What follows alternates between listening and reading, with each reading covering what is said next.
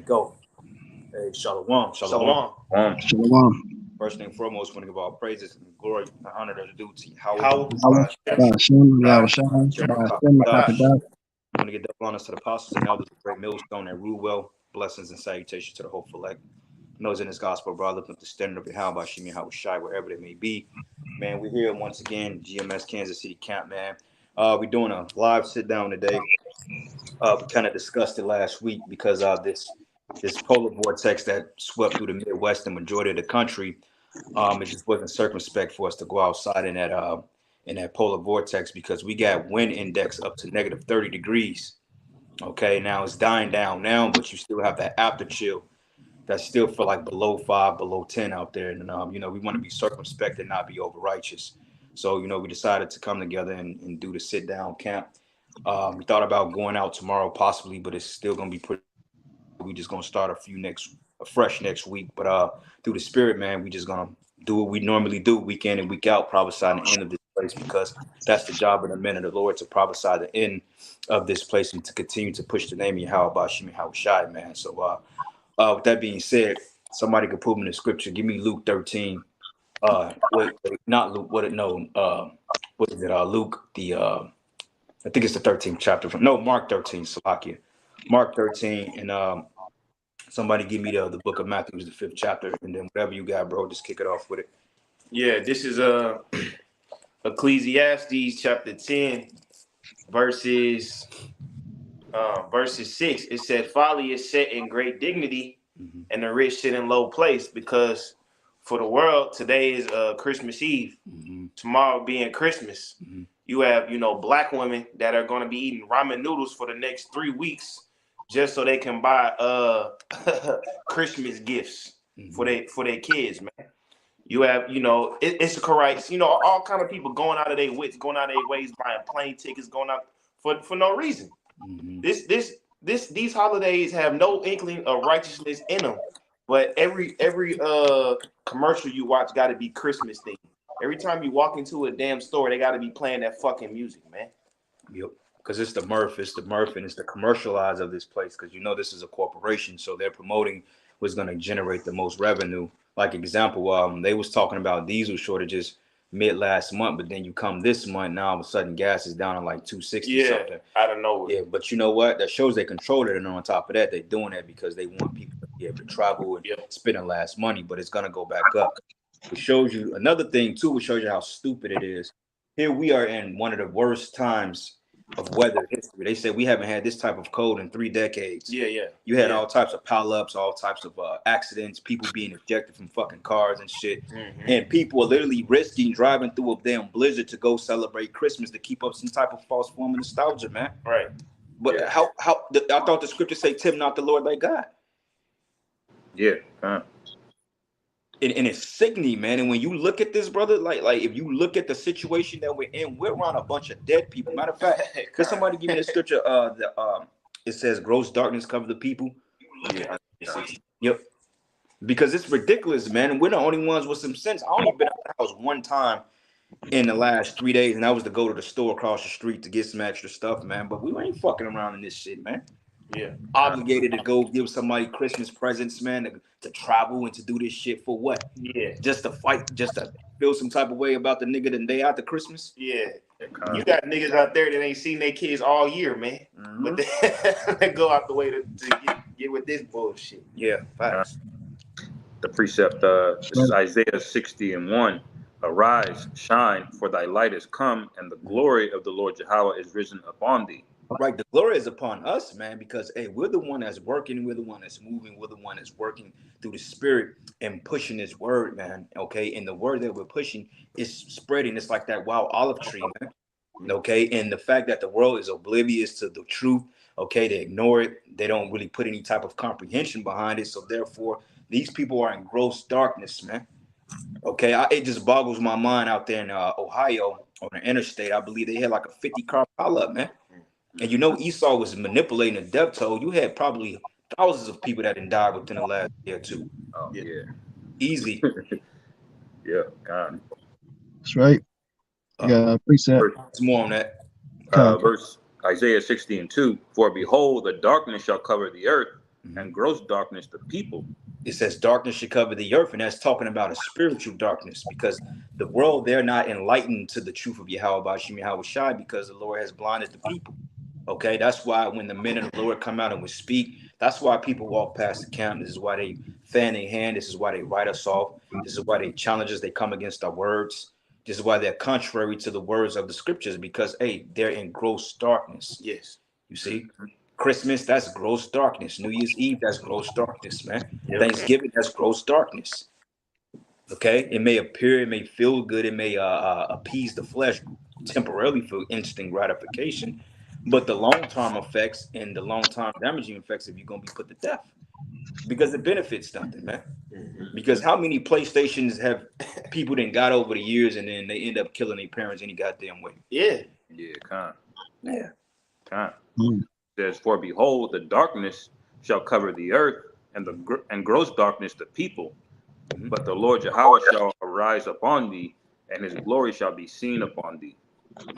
Yep, and that's being seen as we speak, because now this truth, man, everybody is noticing it. The people that's gravitating towards it, even the ones that's not, so to speak, dealing with it, but they're straddling the fence. But the fact that, hey, it's winning to the gates of the nobles. Yeah. So Esau, Edom, he's ready to make a move on that. Yeah. Okay, he's getting ready to come down with great wrath. Like next year, they're talking about, hey, next year, maybe that may be the name of the New Year's Eve show. New Year's Eve of Destruction 2023, the year of impending death, man. Yeah, con. Because a lot of people gonna drop dead next year from taking that you know what. Because hey, the scientist, the doctor said, hey, anybody that took it within 2 or 3 years, you out of here, man. Yeah. That's right. Yep. It says, and the Gentiles shall come to thy light, and the kings to thy brightness of thy rising. All right. Lift up. What's the lock? Now you got it, brother.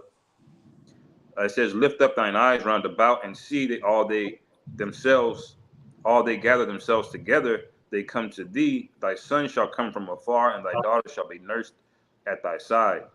So that's basically going into the kingdom, man. So now there's going to be a big lifting of a darkness, and then we're going to be that new light in the kingdom, you know? Yep, that's right. Because it's a transition of systems. As you see, we're going through a current transition right now. Okay, it's out in the old and with the new. The so-called white man is declining while the Israelites are on the rise, as it's prophesied in the scriptures. You know, but y'all brothers got it, man. We got another precept. It's the book of Isaiah, chapter 24, verse 11. There is a crying for wine in the streets. All joy is darkened, and the mirth of the land is gone. You know, so right now it's a spirit. Everybody's kind of barely holding on to this whole Christmas spirit. Nobody got no money to buy shit right now. Yeah. Motherfuckers is dead broke, man. The inflation for the food is so goddamn expensive. Hey, me myself, I mean, hit my pockets trying to just go buy some fucking food. You can't afford it, hard to afford shit, man. Ain't nobody got money to buy gifts and shit this year, man. Everybody's kind of dragging through this whole Christmas spirit with their head down, because the Lord is stripping that damn mirth away. Right. Hey, that's why the credit card companies going to have a field day with these delinquent motherfuckers, man, because people are maxing their credit cards out, man. And, hey, that's weird you said that too, bro, because when I went to the store the other day, matter of fact, I had caught a stomach bug earlier this week. I had drunk some probiotics and shit. The date said 2023, but I guess it has like an expiration date after you open it. But they're selling bad food. Now, this guy called Prepper, the programmer, he's from Kansas City, Missouri. He even bought that out because what happens is people call into his shows and they give reports on inflation around the country. And a lot of people have reported that goods on the shelves are spoiled. They're going bad within a day or two after opening packages and shit like that, man. And on top of that, food is literally skyrocketing. Like they're talking about inflation hitting another 5% next year. Yeah. Actually, I saw that, man. I was at Whole Foods the other day, man. I was looking at some of them ribeye steaks, man. When I was like walking by and looking at them, I could literally see brown on a lot of them, on the ones in the glass. I'm just like, man, this is like back in the day, they wouldn't have presented that to you. They may have had some shit in the back or something, but you could see the brown on the meat on the steaks, man. Like they've been sitting there for a while. Yeah, they're not even putting that pink slime shit on there. They had something which is called pink slime. Basically, it's like a chemical they spray on the meat to make it look pink. Because let's be honestly speaking, when you butcher a cow or any type of animal, the meat doesn't come out pink. It's not supposed to be that color. It's supposed to be more like a dull color, but they spray that pink shit on there, which is a chemical, man. Yeah, they can't afford to do that no more. You know, that costs money for that chemical to make it more appealing to the eye. Because naturally, it should be a little bit brown, because really that shows you the blood that's within the meat. You know, just like when blood comes out your skin, it turns dark. You know, so meat should naturally have a little bit of a darkness to it. But yeah, that should be spoiled, man, because even at Price Chopper, they actually got a separate tray that they set out on the freezer section for meat that's basically getting ready to go bad. They need to throw it away within 2 or 3 days. Yeah. And they sell it on sale on frozen. So you can buy that shit for dirt cheap. You might get like a big ass piece of steak for like $5. Yeah. You know? Because like you said, the food is they selling spoiled food, man. Yeah, and your ass drop dead after that eating that shit, man. Yeah. All right, precept the back of what you said. This is Ezekiel 4:9. It says, take thou also unto thee wheat and barley and beans and lentils and millet and fishes, and put them in one vessel, and make thee bread thereof according to the number of days that thou shalt lie upon thy side. In 390 days thou shalt eat thereof. See, hey, this is going into the bread being defiled, because like Ezekiel, he was basically a physical manifestation of what we was going to go through in a lot of times. So like when he was told to eat cow's dung, he literally had to go and proceed through that. That's why a lot of people, when they wrote commentaries on Ezekiel, they was like, he was kind of strange because of the things the Lord had him doing. You know, it's like, damn, why would you eat this particular dung? Why would you eat shit in order to just carry out a prophecy? Like when you go into the 5th chapter, and it goes into the butcher's razor when he had to shave his head and scatter 2/3 in the wind and the other fled. That represents the scattering of the 2/3 being destroyed. And he literally had to shave his hair, man, to put on that representation of what the Most High was thinking, you know. But this is going into the bread being defiled, like the brother stated. You know, the foods are bad. People are getting sick on it. And a lot of the shit that people are going through right now, as far as illnesses, the graphene oxide and all the stuff they had in the juice, it's in the food too. Because what we found out is that the spike protein, that's shedded from people that took the juice. And a lot of times people that deal with food preparation, they all juiced up, and basically it's getting in your bloodstream. So if your brother's been having like crazy symptoms of feeling kind of like lightheaded or kind of weak, or you having different heart palpitations, is because you're basically inhaling a spike, you know what, due to people taking that juice, man. You know what I'm saying? That's why everybody feel kind of fucked up, no matter how healthy you are. Even I've been suffering from it for damn near a year. You know, so it's just like, hey, and I know goddamn well I ain't drink the juice. So it's something going on, you know. So we just got to keep the Lord first, you know, because, hey, the scripture said a righteous should scarcely be saved. But it says, and of thy meat which thou shalt eat shall be by weight, 20 shekels a day, okay, because it was a measurement. Like right now, we get into the time now that we're not going to have an overly abundance of food or influx of food. So therefore, we're going to have to be circumspect, and we may go a day or two without eating. You know, you may go a day without drinking water whatsoever. So fasting often, getting your mindset in that to fast, to get your body built up to deal with that. Because these grocery stores, they getting ready to pull the plug on this shit, man. Yeah, especially when that digital dollar drops, and when this World War III cracks off. Oh, shit gonna go up. History always shows that, you know, they have rations, man. And the majority of the quality foods, that's gonna go towards the army to keep them going. You niggas is getting scraps, man. Yep. You know, a lot of you motherfuckers, you know, you think you too good to go back to eating noodles, man. A lot of you rich ass millionaire niggas, y'all gonna go back to warming up them noodles in the microwave, man. Yeah, kind of. You gonna love them shits too, man. You know, like, hey, shit, hey, I'm cool with a turkey sandwich and some plain chips, man. You know? Shit, hey, you know. But hey, fucking lunch meat, that shit is $4 and something now, man. Just for the basic ham, it's $4.50 something. Yeah, for a basic package of that shit, man. Yeah, it was $2.50 last year. Then it went up like fucking like 50% almost, like $4.50, man. Yeah. Turkey bacon, that shit is like $4. Eggs is like damn near $3 a carton. Right. And if you want some real good eggs, you paying about $10-12 for some eggs, right. man. And that shit was $5 a carton at the store today. I see eggs $5, then there's $6 for a dozen of eggs. Man. And that this shit is not right. It's finished. I was gonna say, that's like grocery store prices, man. Like when you eat out and shit, man, that you getting ripped off. Yeah. You getting ripped fucking off, man. Cause hey, brothers, we used to go to we used to camp at Westport. Our first spot was Kane's Chicken Fingers, man. You get big joints. Now you pay for a damn Caniac combo, you getting little motherfuckers for the same price, man. Yep. Yeah. I was telling the bro Uriah earlier. It's this spot we used to go to, Tiki Taco, man. Good food. Like they'll feed you, bro. I paid $17 for a fucking kids meal, man. God, so all these places is cutting corners, ripping motherfuckers off. That's the spirit you say that, bro. Hey, you got to go to Tiki Tacos on Tuesday. They used to be $1, now they like $1.25 for the tacos now. But hey, no, I went to Five Guys yesterday, bro. This. Now, I was talking, man, bro. Like you get the junior. The junior used to be $5, and the small fry used to be like $2 something. Overpriced shit anyway. You be back in the day, you pay like $8-9 for a meal, but it's fulfilling.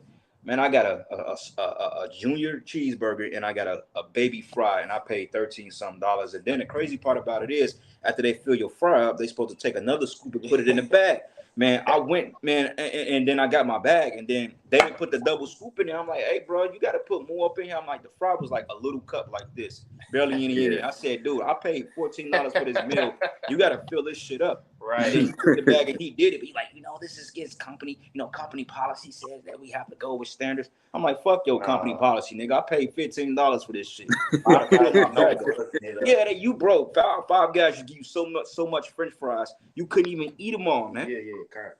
And if anybody know me, I love potatoes and I love rice, man. I would eat the shit out fucking potatoes, man. And they didn't fill the shit up. I was salty about that.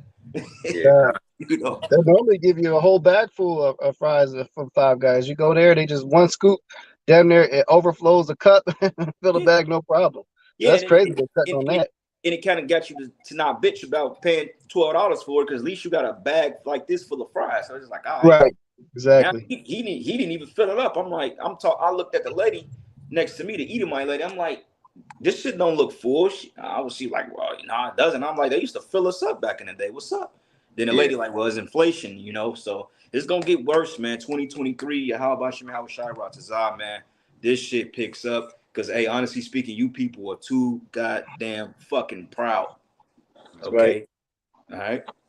And just to finish this off a little bit, brothers and men, y'all got it. It says, thou shalt also drink water by measure, a sixth part of a hin from the time thou drink, and thou shalt eat it as barley cakes, and thou shalt bake it with dung that coming out of men in their sight, bro. That's shit. The food we're eating is equivalent to shit. The water we drink is shit water. And I know that for a fact because my job, we deal with a lot of wastewater treatment plants. When I say, brothers, the shit that they treat in this city and the shit we have to clean out of those, they call grit channels, man. A grit channel can be up to 40, 50, 60 feet deep down, all for the fucking sewer water, sand, shit, whatever it may be in there.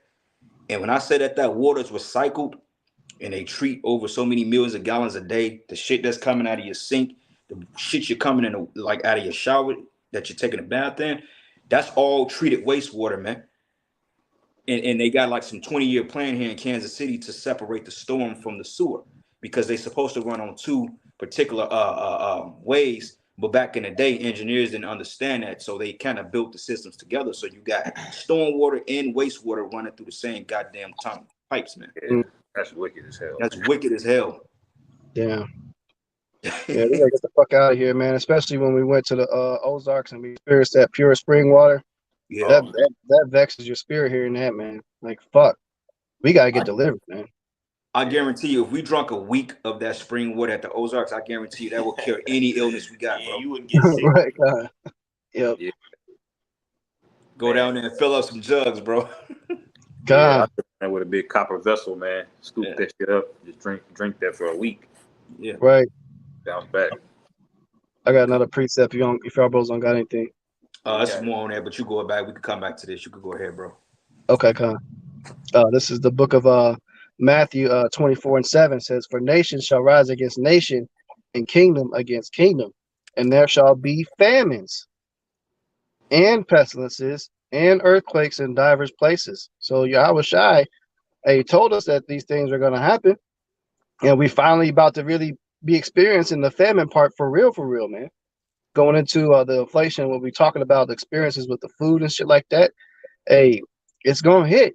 It's gonna hit, man. But what the Yahushua said, you know, these things are gonna come. They're gonna come. We have to expect these things. And simultaneously, we're going through the pestilences too. Mm-hmm. You know, and also, but what Isaiah, the book of Isaiah said, well, my servant shall eat, my servant shall drink, my servant shall rejoice.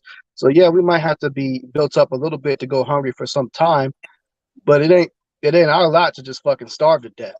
Nah, we not gonna starve to death. Yeah, kind.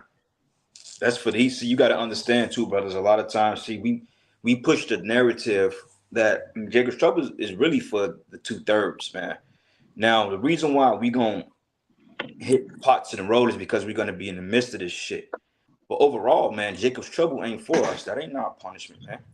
Now we do understand that persecution gotta come. They're gonna demonize us, but we gonna be delivered from that, whether it's through being put to death or whether the Lord is physically intervening and getting us out of hell, man. But that's for these people: starvation, being put in concentration camps on, for the right reasons. 2/3 of Jake, them niggas need to be in a concentration camp, man. They deserve to be in there. You see the way Keisha act, bro? Yeah. Come on, man. Hopping out at the red lights, twerking on headlights. That a motherfucker like that needs to be put down like the dog. Yeah. Right. Walking outside with a bonnet and shit. Yeah. Precept real quick. Go ahead. In Lamentations 4 verse 9, it say they that be slain with the sword are better than they that be slain with hunger. Yapa, appreciate, man. You got it. You got it. You speak on it. I was gonna say Yapa precept. It's one of my favorite precepts. To remind you, hey, what's one of the worst ways to go, man? One of the worst ways to go is to die of hunger, and that's why the Lord got that type of judgment set up, and that's gonna happen to millions and millions and millions of these fucking Americans, man. Yeah. You know, the average fucking American, is obese, and they already got enough body fat alone, so where they can go damn near 2 months without fucking eating. But mentally, they can't deal with 2 months without eating. They about to go kill him, man. They're gonna lose their damn mind and start eating each other. Well, it's gonna fuck them up because for one thing, they're not disciplined. You know what I'm saying? And the toxins in their body, they're not gonna go 2 months because half the people that's obese is due to toxins and processed food. And if you go a day without eating, you be fucked up, man. You know what I'm saying? Right. You go hungry, that put a special spirit, that put a demon on you to make you want to do shit. Because you ask yourself, if people were so hungry, they're malnourished, how would they have the strength to even want to put anybody to death when you weak? Because how many of you brothers went without eating and felt like you couldn't even walk, man? Been there, done Your body goes into ketosis and so forth, but these people are gonna have a special demon on them, man. It's gonna be a form of desperation because the Lord is gonna put that death spirit out here. Yeah, kind of. That's right. And the hardest part of fasting is day number 3. When you get hit with the 3rd day, that's when it gets hard to continue to go forward. If you ever done like water fasting or liquid fast, when you get to day number 3, that's the most difficult part. They say if you can make it past the 3rd day, you could finish the water fast, because it's good to do a water fast for like 7 days. But day 3 is when it gets bad, man. So day 3, these people not eating, you're gonna start seeing some pretty chaotic shit going on. Yeah, especially when you're raised in a society that tell you to eat 3 times a day. Yeah. Yep. You know what I'm saying? You got to eat breakfast, lunch, a snack before dinner, and dinner. I ain't 8 times a day in a long right? time. Yeah, that's what I'm saying. We ain't done that in a minute, man. But Esau, they, you got to eat them like that stick to that routine. On top of all the all the unclean foods that they eat. Yeah. You see? And notice it's always a bunch of sugar they recommending you, like cereals and these different milks and sugar, shit like that, stuff that gets you addicted. So not only are you eating 3 times a day, but you eating shit that you're gonna get addicted to, man. So now you're eating 5 or 6 times a day, and now 70% of Americans, got no control over their diet, But I had a precept, if I could. Yep, you got it up. Show you this, the Lord uses famine to judge people. It says Ezekiel 5:15. So it shall be a reproach and a taunt and an instruction and an astonishment unto the nations that are round about thee, when I shall execute judgments in thee in anger and in fury and in furious rebukes. I, the Lord Yahweh, have spoken it, when I shall send upon them the evil arrows of famine, which shall be for their destruction, and which will I send to destroy you. And I will increase the famine upon you and break your staff of bread. So will I send upon you famine and evil beasts. So there's multiple evils that goes along with famine. It's not just the lack of food. It's the crazy people. It's the animals changing, It's all a big judgment, It says, and they shall bereave thee, and pestilence and blood shall pass through thee, and I will bring the sword upon thee. And the Lord Yahweh have spoken it. And you notice that the sword and the famine usually go hand in hand when you hear these prophecies being spoken about. They're usually very near to each other because there's a behavior that goes on when people can't find food, God. Yeah. Hey, that's the spirit, because that scripture called it the evil arrow of the famine. Yeah, the evil arrow of the famine. That's why it says in Second Esdras, man, it says that there'll be few that search their houses with the sword. Yeah, for lack of bread. Yeah, because it's gonna get real, bro. Like I was watching a movie yesterday. I think we all seen it. It's called Silence. It's about this tunnel they dug up. Esau's always experiment with digging up shit and relics. And allegedly this relic was from thousands of years ago, which we know that's cap. But basically they dug up these creatures, man. Basically at the sound of the sound of these creatures attack basically when they hear sound. So everybody had to kind of learn sign language and they had to be silent. But they showed you in that movie how, man, they was on the road and they had to go from place to place to find food and pick up supplies, man. Because I always like to refer that game to Last of Us Part 2, the first one as well. And that's a spirit they coming out with a TV show about it. But it basically deals with a post-apocalypse scenario in America when this zombie, what broke out, which they're talking about that anyway. And people was transformed into these living creatures that like to eat flesh. And the city of Americas was just totally chaotic. Everything was broken down. And you had to fend off zombies. You had to fend off other militias just to find food and survive. So the times we coming into, man, this place is going to be just like that. Because like these cities are going to be casted down, man. Ain't nobody going to be in these complexes or these buildings. You have people dead on the streets, man. Dead in their apartments, dead in skyscrapers. Fucking grocery stores, Walmart's going to be boarded up and derelict, man. Yep. We're going to be walking around. It's going to be like The Last of Us, man. You may have a backpack on. Infrastructure is totally collapsed, man. Cloudy day. It's going to be crazy out here. You know what I'm saying? And that's the reality that's coming because the scripture said so. That's why the scriptures go into, they should build the desolate cities because these cities are going to be without inhabitant in a little bit. For all the death, the chaos. It's going to take one day for people's mindset to change here, bro. Yeah. That's right. That's right. These people are going to really lose their minds, man. They're going to become what did Joker say in that movie? He said, when you see the chips are down, he said, these people, they'll eat each other. He said, you will see. He was right about that. That's why it's one of my favorite movies, man. Joker was hitting you with the line. Yeah.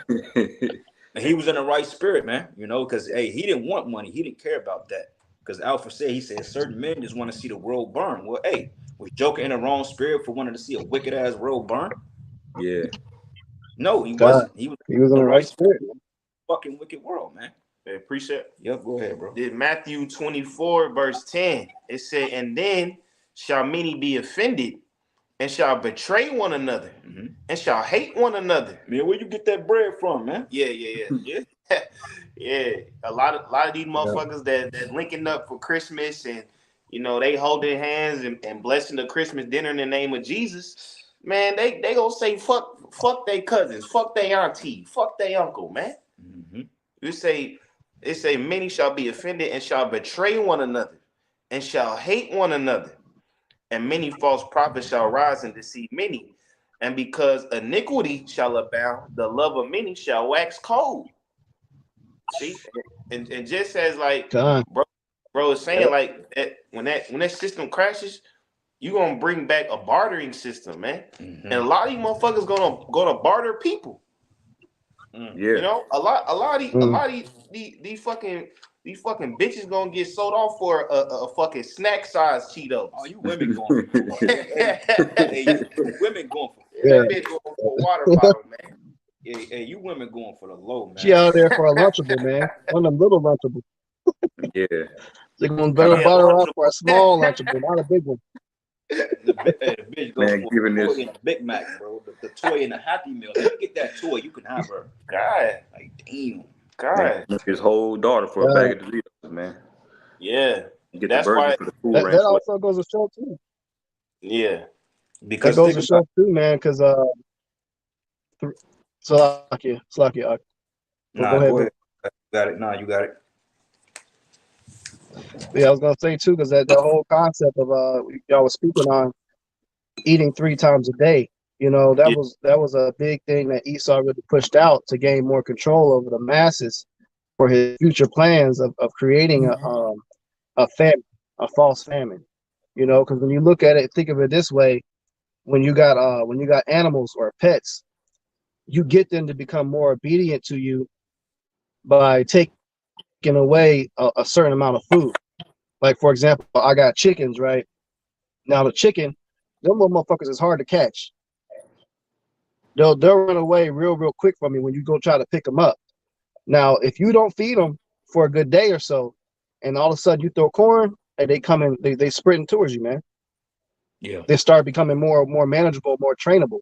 So that's what Esau is gonna do with the MOTB. So, hey, we got food. You guys are hungry. If you want to eat, take this right. chip in your hand, man, and then you can eat as much as you want. Oh, you can also come to this center here. It's safe. Come on here to Yeah, this FEMA center, and we'll take care of you real well here. You know, so yeah, if everyone's already conditioned to eat a certain amount of times per day, that makes the starvation that much more harder for them to deal with. Because in the ancient world, you could go a couple days without eating, no problem. You know, people they weren't conditioned to eat this many times a day. It wasn't possible. You couldn't store that much food. They didn't have refrigerators back then. You had to eat what you got, and you had to eat it on the spot. It was spoiled. Right. That's why So a it's lot going of to be times, real bad, and people are going to be real miserable when that time to come. yeah, like when you slaughter an animal in the ancient world, man, that's why a lot of times you had abundance, you give out the abundance of what you dispose what you're not going to use. We ain't have, like you said, we had no deep freezer. We wasn't sitting on shit for 2 weeks, man. Like during the time of the Passover, the Lord said you got to eat that, and whatever you right. don't eat, you got to dispose of it quick, you know. But going back to what you're saying about MOTB, well, even in that situation, they're gonna have a limited control. With it, people gonna have like certain tokens or certain like it's kind of like a sort of a credit based system. Like right now, you have people that buy things based on their credit. Depending on what your credit score is, you may can get a house, you may can get a car versus another person. You may not be favorable like that. So even when the MOTB is going to be set up under a social draconian type setup, meaning that even though you may get the MOTB, you got to still be in good standing because certain people may only be allowed 20, 30 credits a month. Certain people may be allowed 100 credits a month, 200 credits, 300 credits. And this is the reason why everybody is tripping over the new coming CBDC because when they do the money transfer and they do the whole thing, when they get the cash out of here, a lot of people gonna lose money, stocks and bonds. They're gonna lose escrow accounts, lose a lot of shit because of the coming wealth transfer, man. And that's why everybody's protesting against it now. But see, that's gonna be the line that break the camel's back because this new pestilence that they got and on top of the CBDC, that's gonna be the Superman in order to get so-called society back in order. But shit gonna be so turned up to the point people ain't gonna have trust in the government anymore. That's why now they're talking about this new variant coming out. Back in 2019, they start experimenting with it, and then all of a sudden it hit in March of 2020. Same thing now. They've been experimenting some shit. It's called what's that shit called, man? But basically, man, it's basically like they've been doing it since October this year, and now by next year they're talking about more lockdowns possibly. We don't know, we'll see, but it's looking like we're getting ready to hit another 2020. Right, And, right. and when that happens, Mm. this place is going to shut down, and what's going to save that is this CBDC allegedly, but we'll see. Right. Yeah, kind of. And it can happen quick too, man, because it only took Esau about 3 months from it hitting the news to actually being a reality. Because you could hear about the corona, Shalak, not that word, but about the 2020 illness, like about December that year is when it started picking up in the media. By the time March came, shit was literally locked down, you know? So it can happen that quick, you know, when he starts talking about these different things that they're researching. Yeah. because the Lord's judgment is quick, and when that happens, it's not going to recover. I don't see it picking back up from this point. Yeah. Then he got practice on how to do it. You know, he already know how people are gonna react, how they responded in 2020. Like, he's got all kind of information on you people, man. You know. God. Well, I got a precept here. This is the book of That was a test run. That was a test run for them to gain all their information. God. Well, this is a precept here. This is the book of 2 Kings 6, and I'm gonna start at 24. It says, and it came to pass after this that Ben-Hadad, king of Syria, gathered his host and went up and besieged Samaria. And there was a great famine in Samaria, and behold, they besieged it until an ass's head was sold for 80 pieces of silver, and a fourth of a cab of dove's dung sold for 5 pieces of silver, man. You're selling bird shit, okay, and what it says here, it says calf's dung and an ass's head for 4 pieces of silver. You know how much 4 pieces of silver was worth back in the ancient world, man? That wasn't a light load for nothing. Somebody said, well, look, if you want to, let's say somebody said you want to eat a dead cat, give me $100,000 in cash right now. I can let you eat this dead cat. You're gonna look like, what the fuck are you talking about, man? But that's how real it's gonna get out here, brothers. Right. All right. And we don't know how to stress that enough, because honestly speaking, the times we get ready to enter into, we haven't even experienced it. That's why it's gonna be a shocker to us. Like, okay, how we gonna manage through that day? We don't know. Just having faith. Yeah. But it's gonna be a new walk for everybody, because ain't no guarantee that we gonna be together in that day. Ain't no guarantee that I'm gonna be able to link up with this brother and say, hey brother, this is going to proud. Whatever we find, we gonna split the two, we gonna split it among us, and we gonna survive this shit. You know what I'm saying? This brother may be on a run from Esau. I may be fucking hiding somewhere. You may be in a concentration camp. You may be stuck somewhere. You never know how it's gonna play out, man. And all these fucking people taking this time for granted, man. Like our families, man, they are through, bro. My mom, I spoke to her the other day, man. I just said, hey, Lord, have mercy on this woman's soul. That's all I can say. You know, because these people that waxing worse, they're getting more mentally unstable. We're trying to stay stabilized in the scriptures, man, and keep the Lord first. But even through all our afflictions, our trials, our illnesses, man, it gets harder, bro. You know? Hey, precept. Go ahead. Oh, your brothers got one? I'm still holding Mark 13, but okay. We gonna go back to all those, but yeah, you got it, bro. This is 2nd Ezra 16 verse 22. It says, and it's you know it's kind of lengthy, so we can go into it. It's 2nd Ezra 16 verse 22. It say, for many of them that dwell upon the earth shall perish of famine, and the other that escape the hunger shall the sword destroy. So in this time of Jacob's trouble, there's multiple avenues of death and destruction readily available. You know, when we go into that Amos 5. But you already see how a war halfway across the world affects everybody, man. The reason we have so-called inflation now is because Russia invaded Ukraine, which allegedly. Allegedly, which is going on halfway across the world. But just because them motherfuckers want to do that, our gas prices up $3.50. Our food prices is up astronomical, man. And that's 2 countries. What more when it's world war, man? What more when it's everything involved?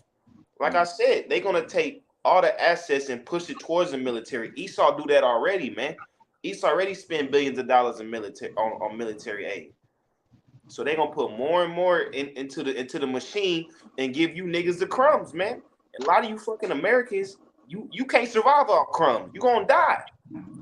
If you look up martial law or lands being under siege, it's even in the law or in the so-called laws that even during the time of martial law, the government, they can come and confiscate anything and become yours. Obama laws. Yeah, they need your vehicle, then they can confiscate it. That's why the scriptures say they should be casted out of their houses, man, and they should take their goods, because hey, when this shit hit the fan, when the military occupied it, where the fuck the military gonna sleep at? In your bed. They gonna occupy this shit. They gonna set up garrisons in here, and they gonna look, man, that's your refrigerator. This is gonna be their apartment.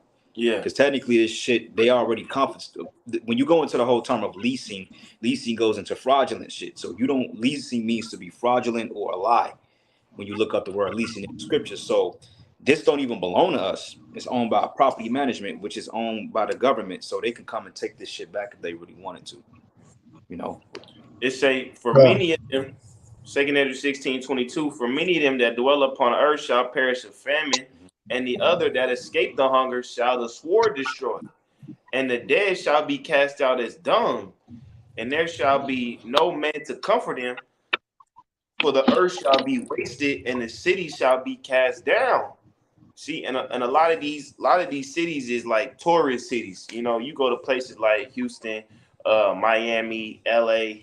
You know, hey, without entertainment and all the other bullshit, that shit is dead, man.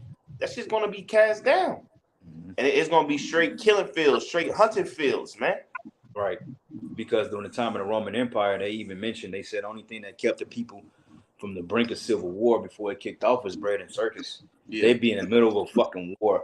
Look, this is how fucking stupid people are. Like right now, the Chiefs game is on, right? yeah, Now it's fucking negative 10 degrees outside. It's freezing out there.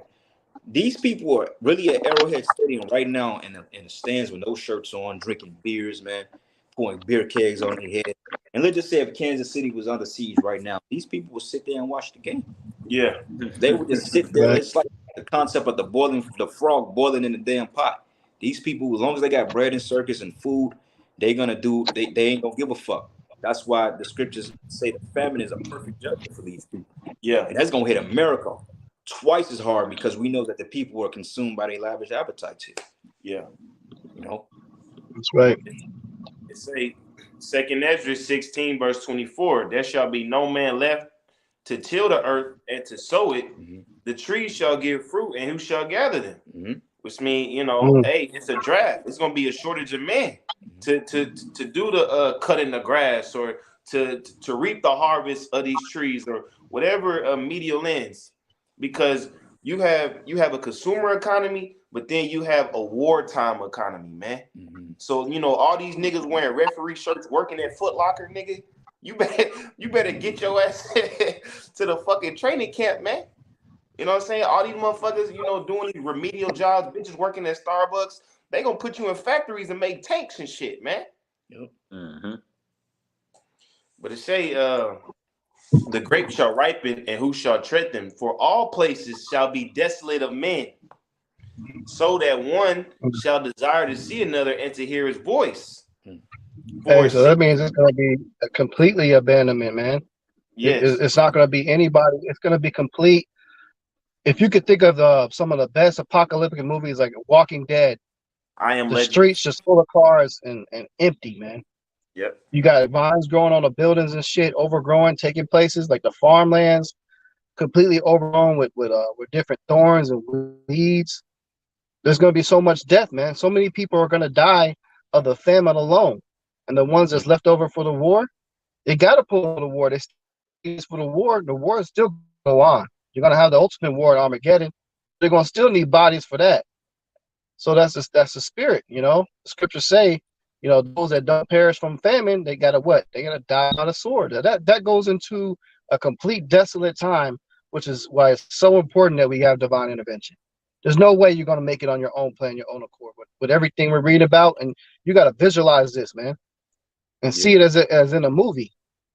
That's how real it is. That's some real ass shit, man. Well, the And that ain't Rothschilds, nothing that's gonna come 20, 30, 40 years later, you know, Lord will. That's some shit that's knocking on the door right now that can happen. We could be in that very situation next year. Lord's will, because hey, the Rothschild Lord's said it, will. man. The Rothschild, what's this guy's name? They said the best of time to buy is when blood is running in the streets. That's why they call all wars bankers' war. Wartime economy, hey, shit goes up. You're under you're under particular orders, man, to do certain things, because in a wartime economy, man, hey, everybody is going to work. Everybody's in concentration camps. Everybody is producing to keep this war and keep this revenue. But who profits on the end of it? The elites, man. Okay, because when you go to war, you ain't nothing but an extra body. Next, he did. Next, man, and what they give you a medal. Other than that, they don't give a fuck about that shit, man. Like I was looking at Emancipation, man. Yeah, I was watching that last night too. Yeah, bro. Like, and you watch the end of the movie, and but the whole time, if y'all brothers ever paid attention to the slavery signs we got on the highways, the Jake that's sitting with his back towards that's the guy that Will Smith played. He was a Levite. Now, this dude pretty much fought his way out of slavery just to be transferred to one slave colony to the next. And when you look at the war they fought, I believe that was the war, the Civil War between the North and the South, man. Them Jakes was getting messed up, man. I mean, they were just literally like bodies getting run down, man. No strategy, no none. They were just running in front of fucking, what you call them cannonballs, man. It was crazy. But basically, you go to war, you're just an asset, man.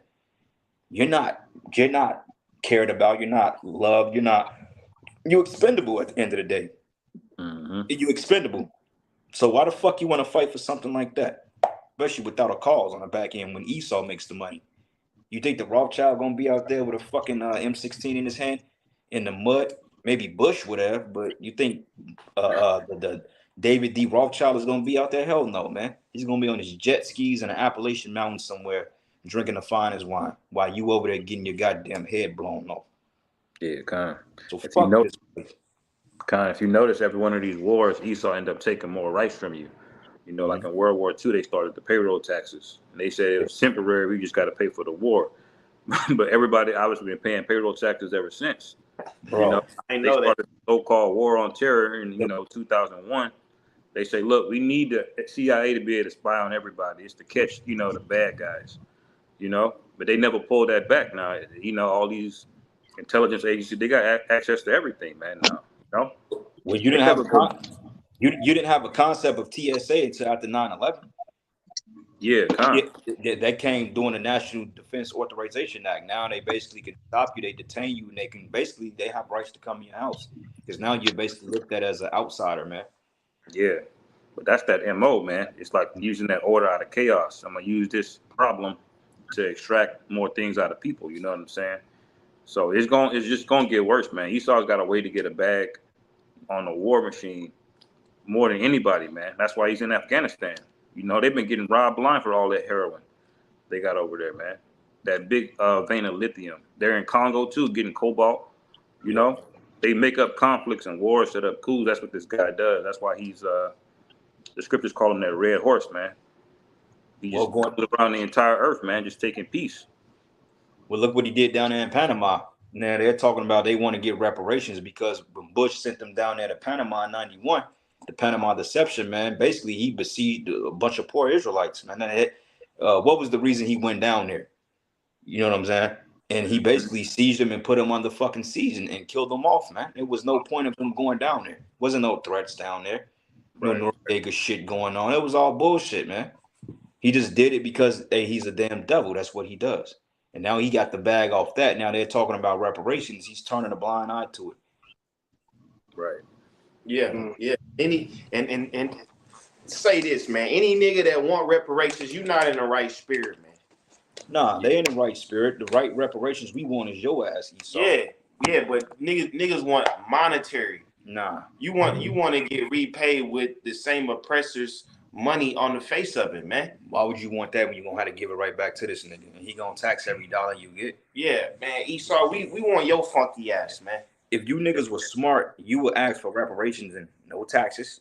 You would ask for reparations and free rents, free car insurance, because honestly speaking, the insurance companies were started up in slavery. Like a lot of times when a slave owner didn't have the money to really outright pay for a slave, he go through another man to insure his property to pay it, and he pay him the returns of it. That's how you got your concept of insurance.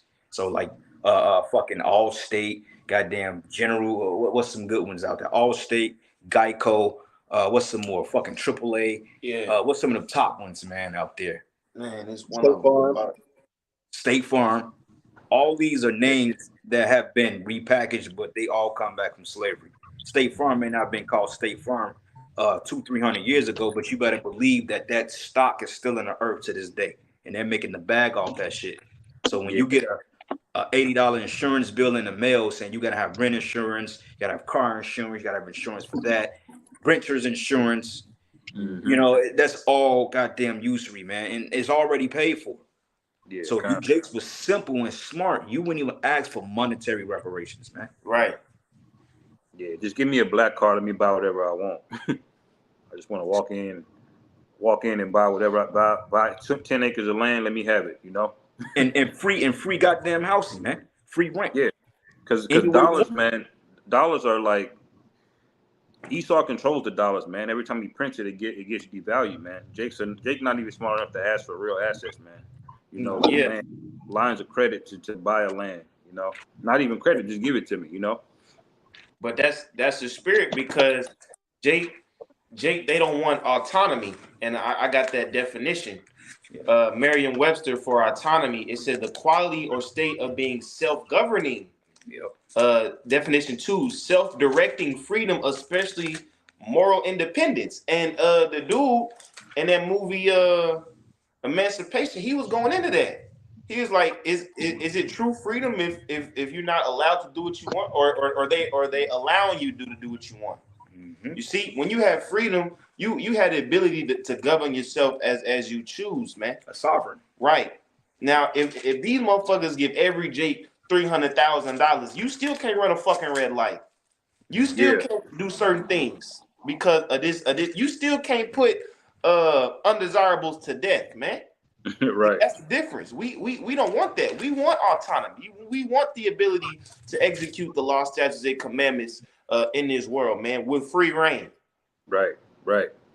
I would say even on top of that, only the Most High knows how much we should actually get paid back.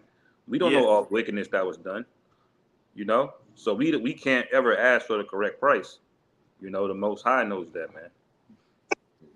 What's that scripture? Is it in Jeremiah or Isaiah when it says, "Is Israel is he a homeborn slave?" Oh yeah, there are two. I can pull that. Oh, yeah, you got it. Yep, no, Isaiah, no, Jeremiah 2:14. I got it. Says, "Is Israel a servant? Is he a homeborn slave? Why is he spoiled?" And the question here is he a homeborn slave, man? Because when you looked at the concept of Jake in Egypt, they didn't want to overthrow the Egyptians. They was cool with getting the bare minimum, man. Yeah, they want to go back. Yeah. Nigga. like I knew this Israelite that wanted to leave their job, a good paying job, all because they wasn't working hard enough. I'm like, are you serious? Nigga gonna tell me, man, I don't do enough work here. It's too easy. I need to work. Do enough work. I said, let me get a good paying job not doing nothing. I want two of them shits, man. You know what I'm saying? Because it's just like, you got to have a ruling class mentality. I don't want to sit hand in hand with this fucking guy, man. Because the scriptures tell you if you sit hand in hand with Esau, he's going to seek to overthrow you. Yeah. So you, Jake, you don't learn from your mistakes. That's why the scriptures say be there, prick there with, man. When you, let's just say, if you burn your hand on a stove, you know not to do the shit again on purpose because you know the feeling of it. And that's what the Most High is trying to tell you, simple-minded Israelites out there. Right. Wake your ass up, man. What the fuck you want to sit around a bunch of... Bro, you can't even get good weather with this devil.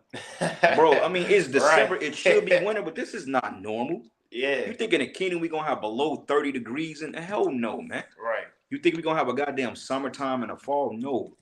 Think we're going to have people spraying chemtrail? Like, look at the... Those are chemicals, and you have a blue sky there. That's a blanket. It ain't the whole blue sky. Yeah, it's half of it. That's a blanket of chemicals right there, man. Right. What the fuck is wrong with you niggas? Mm-hmm. And it says here, the young lions roared upon him and yelled, and they made his land waste, and his cities are burnt without inhabitants, man. Okay, and that's the point. You Edomites, man, you came at us as a leopard, man. You took our people down. And now the result of their mindset is what we see today. Keisha, oh, she's a corporate woman now. You can't tell her shit. Yeah. You know, I got the American dream. The American dream is a fucking nightmare, man. You're retiring at the age of 62 now. Who the hell wants to retire when you damn near? That's 3 parts of your life right there. Mm-hmm. The scriptures say the average man live up to 70, 75, 80 if you're unlucky. And you're retiring at 62. That means you literally got 8 years before you can possibly drop dead. What you gonna do with all that? Yeah, niggas working at it's this plant out there in Kansas City, Kansas. It's a coal plant. I think it's one of the only ones up and running in the city because they use coal to manufacture electricity through the purity of water. So this is a coal plant. You got guys that's been working there 35 years, retired with good pensions, but the minute they retire, they drop dead from fucking black lung because they've been breathing that shit in for 30 years. And is that a way to live? Here you got a $300,000 retirement pension, but you fucking dead. Now you gotta leave it to a bitch that's gonna fuck off your money, and a bunch of ungrateful kids is gonna run up credit card debt. Yeah, it's ridiculous, man. Yeah, you should be able to put in about 20 years. You know. That's why scripture says, surely oppression make a wise man mad, man. Jake not Right. thinking about all these things. You know, they're so concerned and trusting Esau and accepting their God that everything's good, and it's not good. This shit is really fucked up, man. And y'all should hearken unto the information that's being brought out, but the condition that you truly are in. And you're gonna find out the hard way. You know, once these prophecies of the famine and destruction we've been going on about actually takes place, then you're gonna see why you shouldn't have fucking never put your trust and heart in this place, man. Because these damn devils don't give a fuck about you. They don't even give a fuck about their own people. They about to chip their own people too. Put their own people in the place. Their own people is fucking meth heads. Their own people begging on the side of the highway. Man, crazy. You got Edomites out here turning orange, man. But you got precept. What you got? Y'all brothers got something? Cause I got another one. I had something in Revelation going into the mark, but you go ahead, bro. Yeah, well, just going into that autonomy. You know, when Israel is able to govern the earth. This is Micah 4 verse 1. It say, but in the last days, which you know we living in now, from now to the future, but in the last days it shall come to pass that the mountain of the house of the Lord, Yahweh Bashim Yahushai, shall be established in the top of the mountains. And we know that mountains in the scriptures represent governments, man. So Israel gonna be the top dog. We gonna have control of the earth. We gonna set the rules and regulations. If we want undesirables put to death, guess what's gonna happen, man? But you know that's funny you say that, man. Because see, Jake always like to delegate, but they like to delegate among their own. They don't like to rule nobody else. Yeah. See, a nigga come to work and try to be your boss. Yeah. But he never outboss the boss. God, that's crazy, man. God, Jake want to put themselves in slavery because you so used to answering the motherfuckers, man. No, we need to put the heathen, man. Yeah. Esau, Moab, Ishmael, Elam, Ham. Yeah. They need to get told what to do. Definitely, this goop got to go. This Moabite got to go, man. I smelled that clown cross. I smelled he was cooking a dead rat the other day, man. I came here, I down there, got lightheaded. I'm like, the fuck is you cooking, man?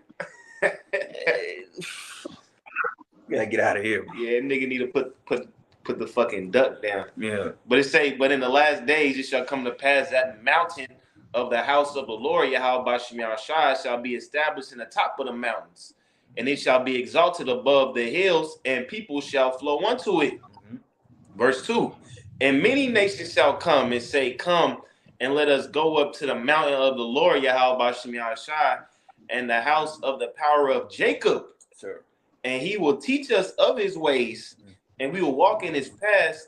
For the law shall go forth of Zion, and the word of the Lord Yahweh Bashim Yahushai from Jerusalem. And that proves that you fucking Amalekites ain't you. That ain't you. Yeah. Because if that fit in 1948, then hey, we'd be perfect right now. We'd be in governors. We'd be under the second covenant, man. We'd all be speaking the pure Lashwan Kodash. You're gonna be working on 9 to 5s, man. The commandments would be pushed. No pink city in Tel Aviv. Yes. Okay, you Edomites would be out of here. So that cuts you damn devils. What's this guy's name? Yaron Reuven. You fucking bozo, you. Hashem. Yeah. Proves you ain't the Israelites because you can't even say the name, man. Right. Go ahead. Micah 4 verse 3, it says, and he shall judge among many people and rebuke strong nations afar off. Now, what are you going to rebuke them for? For going off, man. Because the heathen are not going to have the law, statutes, and commandments written in the inner parts. They still going to be in the flesh. Yes. So you still got to go upside a fucking gook head, man. And that's going to make it so much beautiful, bro. Look, it's going to be a lot of ass kicking in the kingdom, man. It would be boring if everybody was just so perfect. Well, it wouldn't have nobody ass to beat. Yeah. Who we need to test the powers out on, man? We're going to need somebody to test these powers out on, man. Somebody got to get their fucking land blow up. You know, shit. Hey, I'm looking forward to you heathens going off. Yeah, go ahead and break the Sabbath. Go ahead. I'll be over there. Yeah. I'm putting right up on your ass, man. We'll come out a chariot on your ass. Corn. That's right. Scorch your monkey ass, man. That's right. I'd appreciate the back up after that. All right, yeah. I'm going to read this verse real quick. You got it. This Micah 4 verse 3, and he shall judge among many people and rebuke strong nations afar off, and they shall beat their swords into plowshares and their spears into pruning hooks. Yeah, because you motherfuckers are going to work, man. Yeah. Look, you going to work, man. You gonna be digging fucking 100, 200-foot pits. Hey, I need a 1,000-foot pit dug before the sun go down. Yeah. What's going there? That's gonna be my son's foundation. That's gonna be a statue of my son right there. Of my main son. That's gonna be a statue, a commemorating what's the word for monument to Zion? Yeah. A monument for my baby boy right there, man. And I need that shit dug before the sun go down, or I'm fucking your shit up. You ain't getting no rain for 3 years. You ain't getting no sub, no nothing. Right. And we putting your daughters in slavery, man. Mm-hmm. Right? Yes. Right. And nation shall not lift up sword against nation. We gonna sell you fucking Edomite, Moabite. You Edomite slaves to damn Hamites, man. Yeah. And let you see how you like that shit. Since you sold us, since the Hamites sold us into you, even you had Jake and that, but for the most part, you Hamites, hey, we gonna sell you Hamites to Edomites, Edomites to Hamites, because it tells you that, hey, you should be sold to the Sabians and you should be sold afar off, man. Mm-hmm. So we gonna round your ass up and we gonna put you on ships and we gonna sell you afar, man. Keyword: put you on ships. Yeah, you ain't getting no bring chariot. that back. Yeah, or I may just tie you up to a chariot on the outside and fly your ass to the other side of the world. You know, I just have a straight chariot, just straight up hardling slaves. You can't get in the inside of it, man. You're gonna be shackled up outside of the damn chariot and it's gonna drop you off in slavery, man. Yeah. That's right. I'm finna make a whole boat of Edomite fucking slaves and sail on their ass to the next fucking plantation. Now I'm gonna bring back the good ship Jesus on sharks and all types of shit. Yeah, that good ship Jesus, which King Henry VIII from England funded. I'm gonna bring that back, man, and put you Edomites on there. It's gonna be called the good ship Satan. God damn it, make a mockery of us. Yeah, but just to back you up on that, just to show you that in the kingdom that we're gonna have that power over the nations and they're gonna need correction. This is Zechariah chapter 14 and 16. It says, "And it shall come to pass that everyone that is left of all the nations which came against Jerusalem shall even go up from year to year to worship the King, the Lord Yahweh of hosts, and to keep the Feast of Tabernacles. And it shall be that whoso will not come up of all the families of the earth unto Jerusalem to worship the King, the Lord Yahweh of hosts, even upon them shall be no rain." Mm-hmm. So that shows you right there that there's going to be opposition. You're going to have nations that's still going to be bucking up, man. Right. And it's good. It's perfect. Because, like I said, we need somebody ass to kick. Yeah. Right. You know, and hey, through the spirit, the scriptures say that, well, I can't find the scripture, but I remember the apostles went into it. They said that devil Esau is still going to be proud, man. He's still going to be proud in slavery. And that's going to make it that fun to keep kicking his ass. Because, but what's the you ever got the benefit of fucking somebody else that was proud as hell, that just wouldn't stop talking shit, that knew they just can do, bro? That's gonna be the best time to get him in the height of his pride. This man is literally gonna be in shekels, man. No 3-piece suit on, no money, still bucking up and talking shit. The minute we leave him in the field, man, them fucking niggas, man. He gonna say that shit in Hebrew. Yeah. Gonna say them niggas, and we gonna fuck. We gonna come back and we gonna fuck them up, man. Yeah. You call me what? There's verse 18, "And if the family of Egypt go not up and come not, that have no rain, there shall be the plague, wherewith the Lord Yahweh will smite the heathen that come not up to keep the Feast of Tabernacles." Right? So we're gonna have control over the weather. We're gonna have control over everything, man. Mm-hmm. We're gonna be able to just send plagues on nations that are just rebellious and disobedient, man. So that shows you that the law is going to be put in place, but the heathen are going to need some inspiration, you know what I'm saying, to keep the law. And that's going to be that's what the whole 144,000 government set up for. What do you need a government for if everything is just perfect and in its control, you know? Right. We're going to be there judging and ruling and governing, you know, and they're going to be blessed by us too by keeping the law. Because it's a balance, but that's why it says to beat their weapons into pruning hooks and plowshares, because we're gonna have to force their ass to do it, man. Ezekiel, I believe, what is Ezekiel? 39? I believe when it goes into 7 months, they should bury the dead bodies. Hey, they gonna have to bury these bodies after World War III Everybody who your house shot fuck up, they're gonna have to bury them shits, man. They're gonna have to build up Switzerland again. Russia gonna get built. It's not gonna be called that, but they're gonna build up all these cities that got wasted. Yeah. Ain't gonna be no wasted land on the planet Earth outside of America, man. All the cities are gonna be built back up, but this place. So, hey, Israel gonna get built back up. They gonna build that up for us. Russia, the UK, all them places that's gonna get hit by the missiles, they gonna build that shit up, man. That's why it says they should return and build the desolate places. Now it says we should build it, but that's talking about because our name is gonna put on it, our influence is gonna be put on it. Like you got the Oppenheimer building over there in Leawood, Kansas. Now you have the man by the name of Oppenheimer that came up with the concept of the atom bomb or the physics behind an atom bomb. But did he physically build that fucking building? No, hell no. Hell no, man. Like the Rothschild Bank of England, you think that Rothschild actually got out there and started digging a hole? Fuck no, man. So why would we do that? Yeah. Well, it even says in King Solomon, man, he's credited with building the temple, the first one. Yeah. But when you read the accounts, you can obviously see he was hiring different laborers to actually build it. It wasn't like he raised up every brick and stone himself, you know? Well, let me ask you brothers a question, man. When you look at architecture, who gets more of the praise? The people that built the building or the architect? Yeah. The architect. Yeah. Architect. Yep, because he designed it. Right. You don't know who built the building. Esau could have hired a fucking construction company that Issacharites gave him a 6-pack of Mardellos and say, built this shit. We saw that shit at Lake of Ozarks when them niggas was fucking up the roof out there. Right. So yeah, like Apple, man. Apple designs these iPhones, man. They're very high-tech devices, but you look at the people actually building them, man, they getting paid 33 cents, man. Weave together some microchips and soldering shit on a circuit board over there in China. A bunch of they ain't getting that money, you know? Nah. Yeah. Yeah, preset. Y'all brothers got something? Nah, go ahead. I got one in Ecclesiastes. Go ahead, y'all. Stop. You got it, all right? God, this is the book of Ecclesiastes, and this is chapter 10, verse 1. A wise judge instructs his people, and the government of a man is well ordered.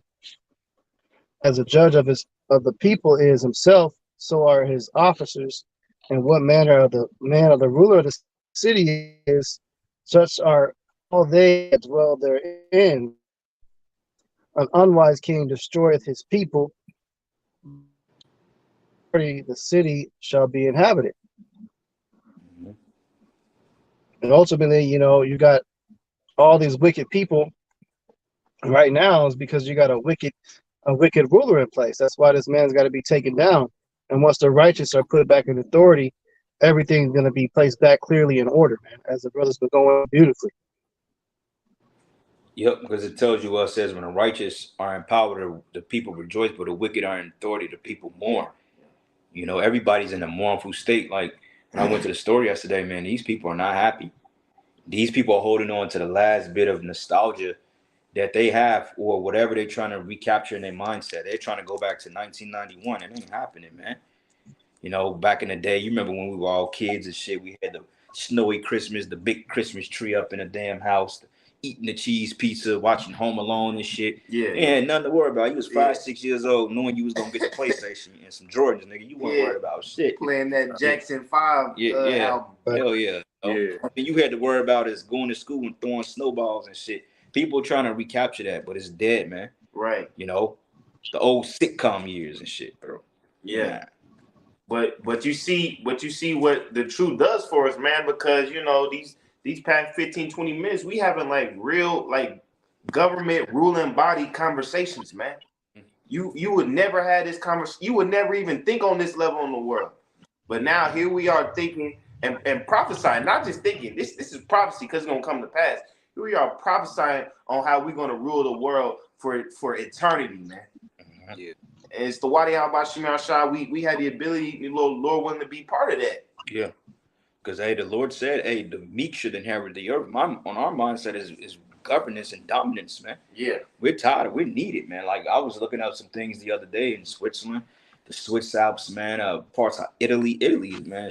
Bro, I'm gonna be all through Italy, man. That motherfucker, boy. The hill, man, Mediterranean, man, out there in Greece, bro. Just the hills alone. Right. It's bro, my thing is beaches, sand, and sunsets. That's my thing, brother. If we got some lakefront property, brother, you better believe I'm gonna be there, man. God, Definitely, man. No, because that is nothing. That's just peaceful, man. But you can't convene that to a Jake in the world.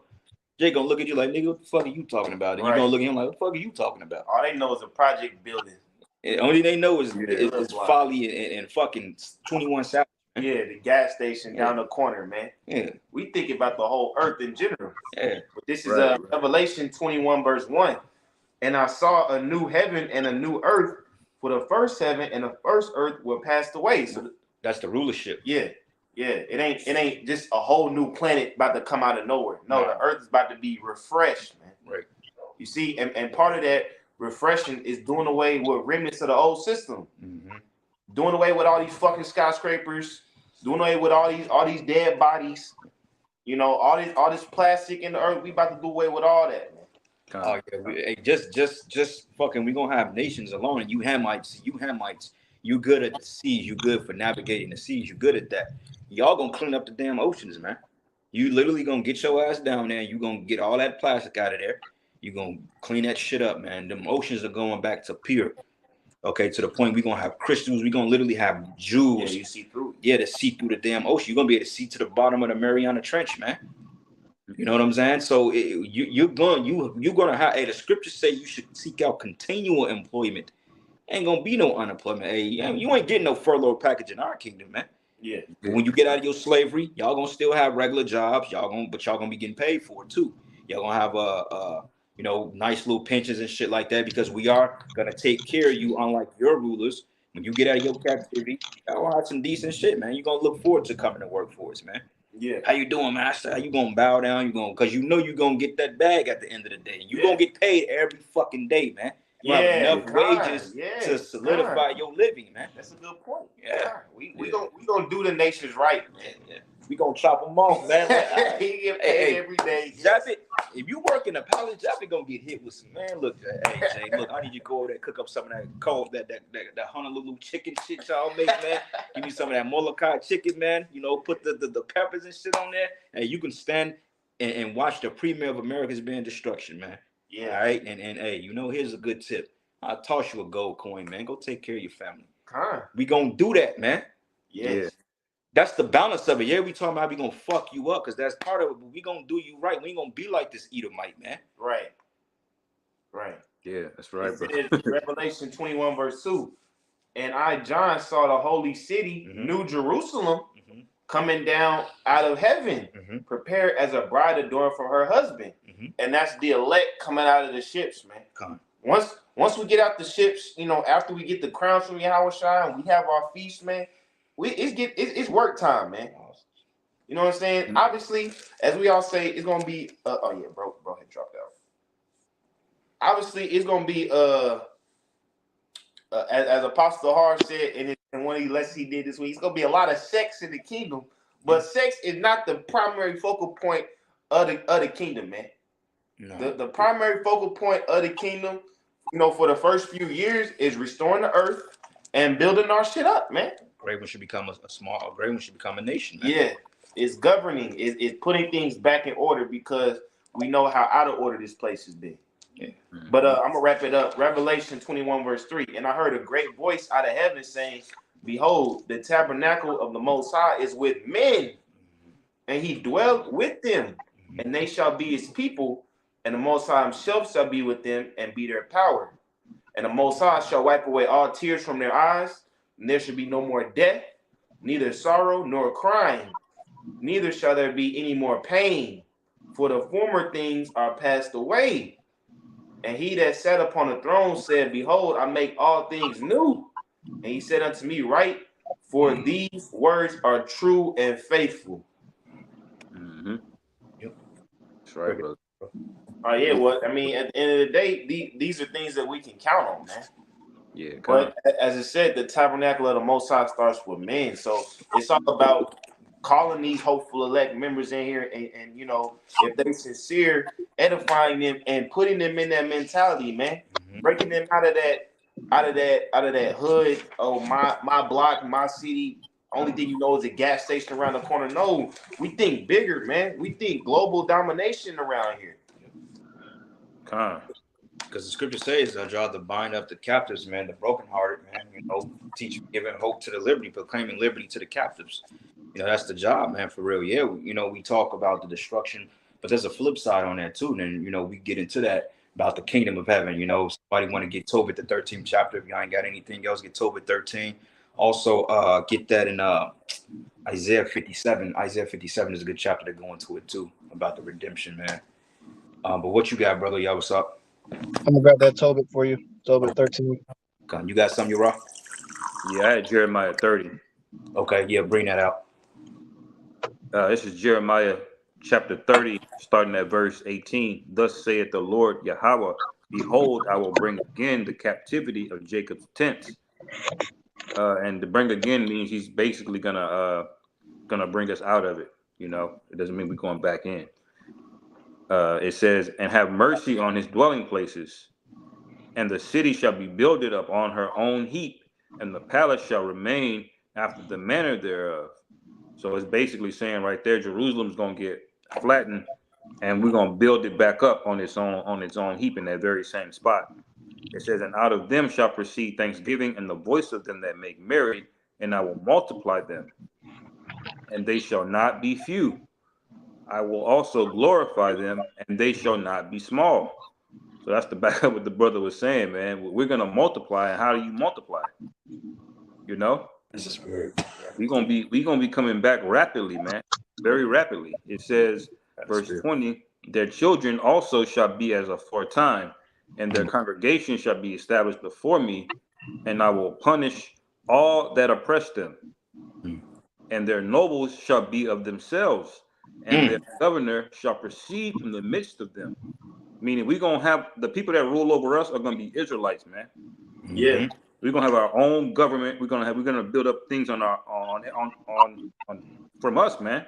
Yeah. That's the real building, not this black conscious bullshit niggas try to sell you on this side. No, this is gonna be a real revival of the Lord's holy people, man. Yep. Because like when you look at this, the construction of Solomon, the temple of Solomon, it took how many years it take? I think it was what? I think it was 42 years, something like that. I think BB said. Yep. But to actually build up the infrastructure, I don't think it took that long. But it might have been the second temple, Salakia. Yeah, I think it was like 11 or 14 years, something like that, Salakia.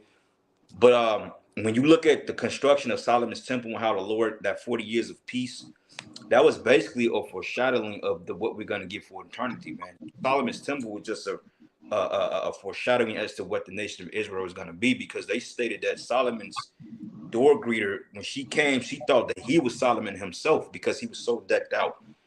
Yeah. Solomon's servants were on a fucking level, and that shows you when we get in our power and when we actually put this world in righteousness and the heathens serve their captivity, them heathens gonna be good, man. They're gonna have a booming economy. Okay, because see, the thing of this problem of this society is it's a consuming nation. We're gonna be a producing nation. We're gonna consume, but we're gonna produce. You can't can have production without consumerism. You gotta have both. It's a balance, because without production, then you can't really consume because it becomes out of balance. Or without consuming, you can't produce. You see what I'm saying? So it's a constant cycle of rotation. But in the kingdom, those heathens are gonna be good. Ishmael gonna have their spices. Elam, they're gonna have their fucking the oils, their cinnamons. They're gonna have a thriving economy, man. And they're gonna come to us for whatever they need. Hey, well, look, man, I need a plot of land. I need a loan, or I need something on this particular land, and they're gonna go to us, and we're gonna give them the go ahead. Okay, you can build there.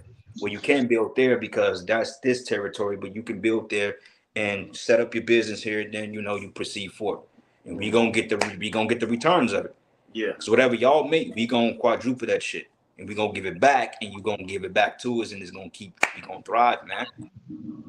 So when Vocab Malone say, well, y'all just talking about the other nations are going in slavery and that. No, we never said that. The other nations are going into slavery. They are going to get the shit beat out of them. It's a balance, but they also are going to live righteously after we fuck them up. Yeah. Now they going to go off and do stupid shit. You're going to have crime. You're going to have niggas that's going to be stupid assholes. because everybody is not going to be a delegator in the kingdom or in the heathen world. But, you know, they're going to still be okay for the most part. And guess what? It's going to be a patriarch type society. The governments of Ishmael, guess what? Is going to be ruled by men, not women. Moab, Ham, all those particular nations, they're going to have men. It's going to be a hierarchy of men. Ain't going to be no women worship in our kingdom, man. You women are going to take the back seat where you belong. You ain't going to catch Ham putting no fucking woman, no goddamn the lip plate fucking demon on a pedestal, man. We going to come and shut that shit down. Yeah. That's a lucky. It was Solomon built it within 7 years. 7 years. Oh, okay. First temple. It was the second temple was 46. That's what I was thinking. That was a lot. 7 years. Okay. Off. I said 11. I'm where the fuck I get 11 from. Well, he got a house. He built his own house in 13, but the temple is 7. Okay. 13, 14. Yeah. Go to that. So you got something? Oh, it's like I was just gonna finish that verse. Yeah. So like this is Jeremiah 30:21. It says, "And their nobles shall be of themselves, and their governors shall proceed from the midst of them. And I will cause him to draw near, and he shall approach unto me. For who is this that engaged his heart to approach unto me, saith the Lord Jehovah? And ye shall be my people, and I will be your power." Yep. Because we're gonna have with how shy at our center thing. The scriptures say before we can even think about the prayer finish, we're gonna have that blessing. Scriptures say that he's gonna rain, open the windows of heaven. We're gonna have so many blessings to the point we ain't gonna have nowhere to put all this stuff. We're gonna have to be moving out because the scriptures say that they're gonna be coming outside our gates with oils, with all type of shit. They ain't gonna be dropping out conky. It's gonna be like, damn, I ain't got no room in the storehouse for this shit. Yeah, you say gates shall be open continuously. You know, you got people coming, and you know the Mediterranean is gonna be a booming hub in the kingdom. Bro, is it? Bro, I mean, dog, just alone the Mediterranean, there's so much trade going in the Mediterranean area right now as we speak. That's why when that shutdown came, when they put a halt to everything and those ships had stopped, that put a halt to everything over here in the West because shit couldn't really move from out there. Yeah, you know what I'm saying? So that's a centralized hub that's very lucrative, man. In spices, flour, wheat, cinnamon, oils, whatever you may need. Yeah. You know? Most High calculated because he put Israel in the middle of everything. Yep. Because you got it coming from everything. That's why you got north, east, south, west. You got everything coming from here. It's gonna be crazy, bro. Like, bro, it's finna be lit. Yeah. You see why we gonna need the Sabbath? Work, man.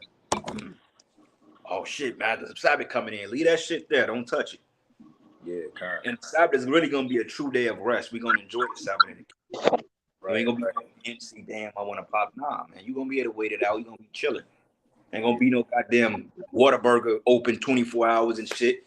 Yeah, kind. Because this man is wicked. Tomorrow is Christmas. His so-called Sabbath Sunday. You gonna still have restaurants open tomorrow to some degree. Oh yeah. Hell yeah. Shit, the movie theater, that's one of the busiest days of the year, man. You gonna show up on Christmas, they gonna fire you. Right? Yeah, and they make a lot of money. Yeah. God. Yeah, they told me that.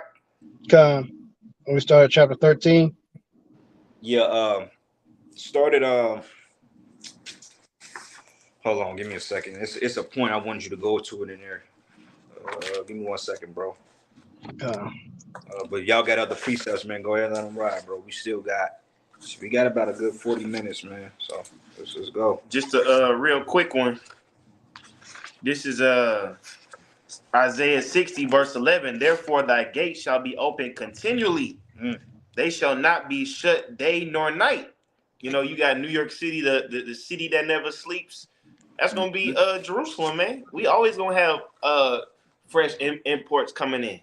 After hours crew. Like, you know how much money that's gonna be coming in, man. 6 days, you just straight open, straight money just coming like a pipeline. Yeah. Wow, man. And then it's not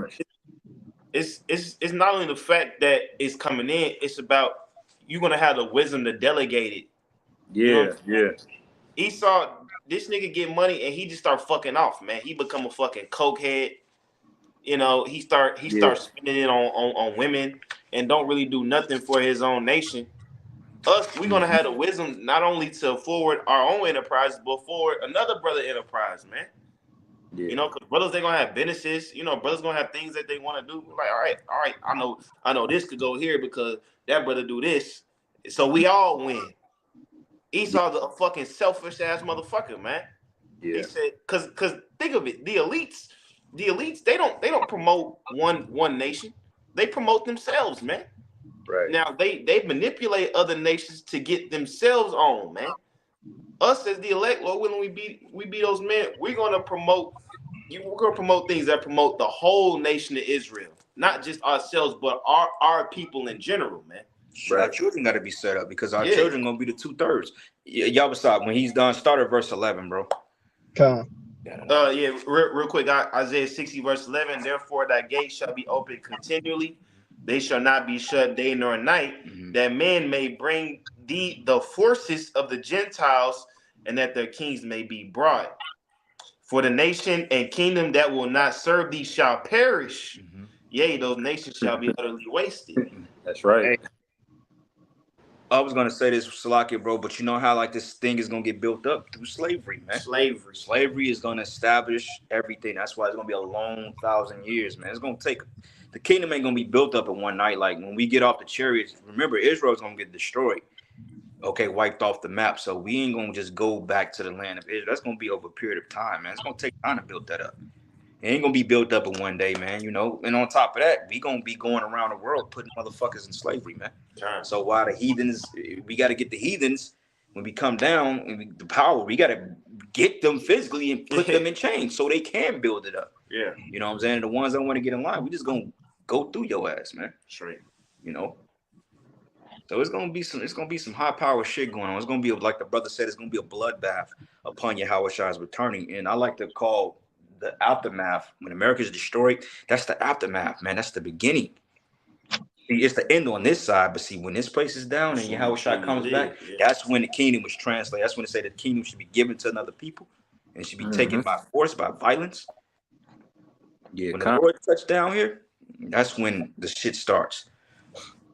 Yeah, I was gonna highlight that word in Isaiah 16:11. The forces of the Gentiles. That word goes into the strength of them, man. So we're gonna get the best workers and we're gonna get the best of their crops, man.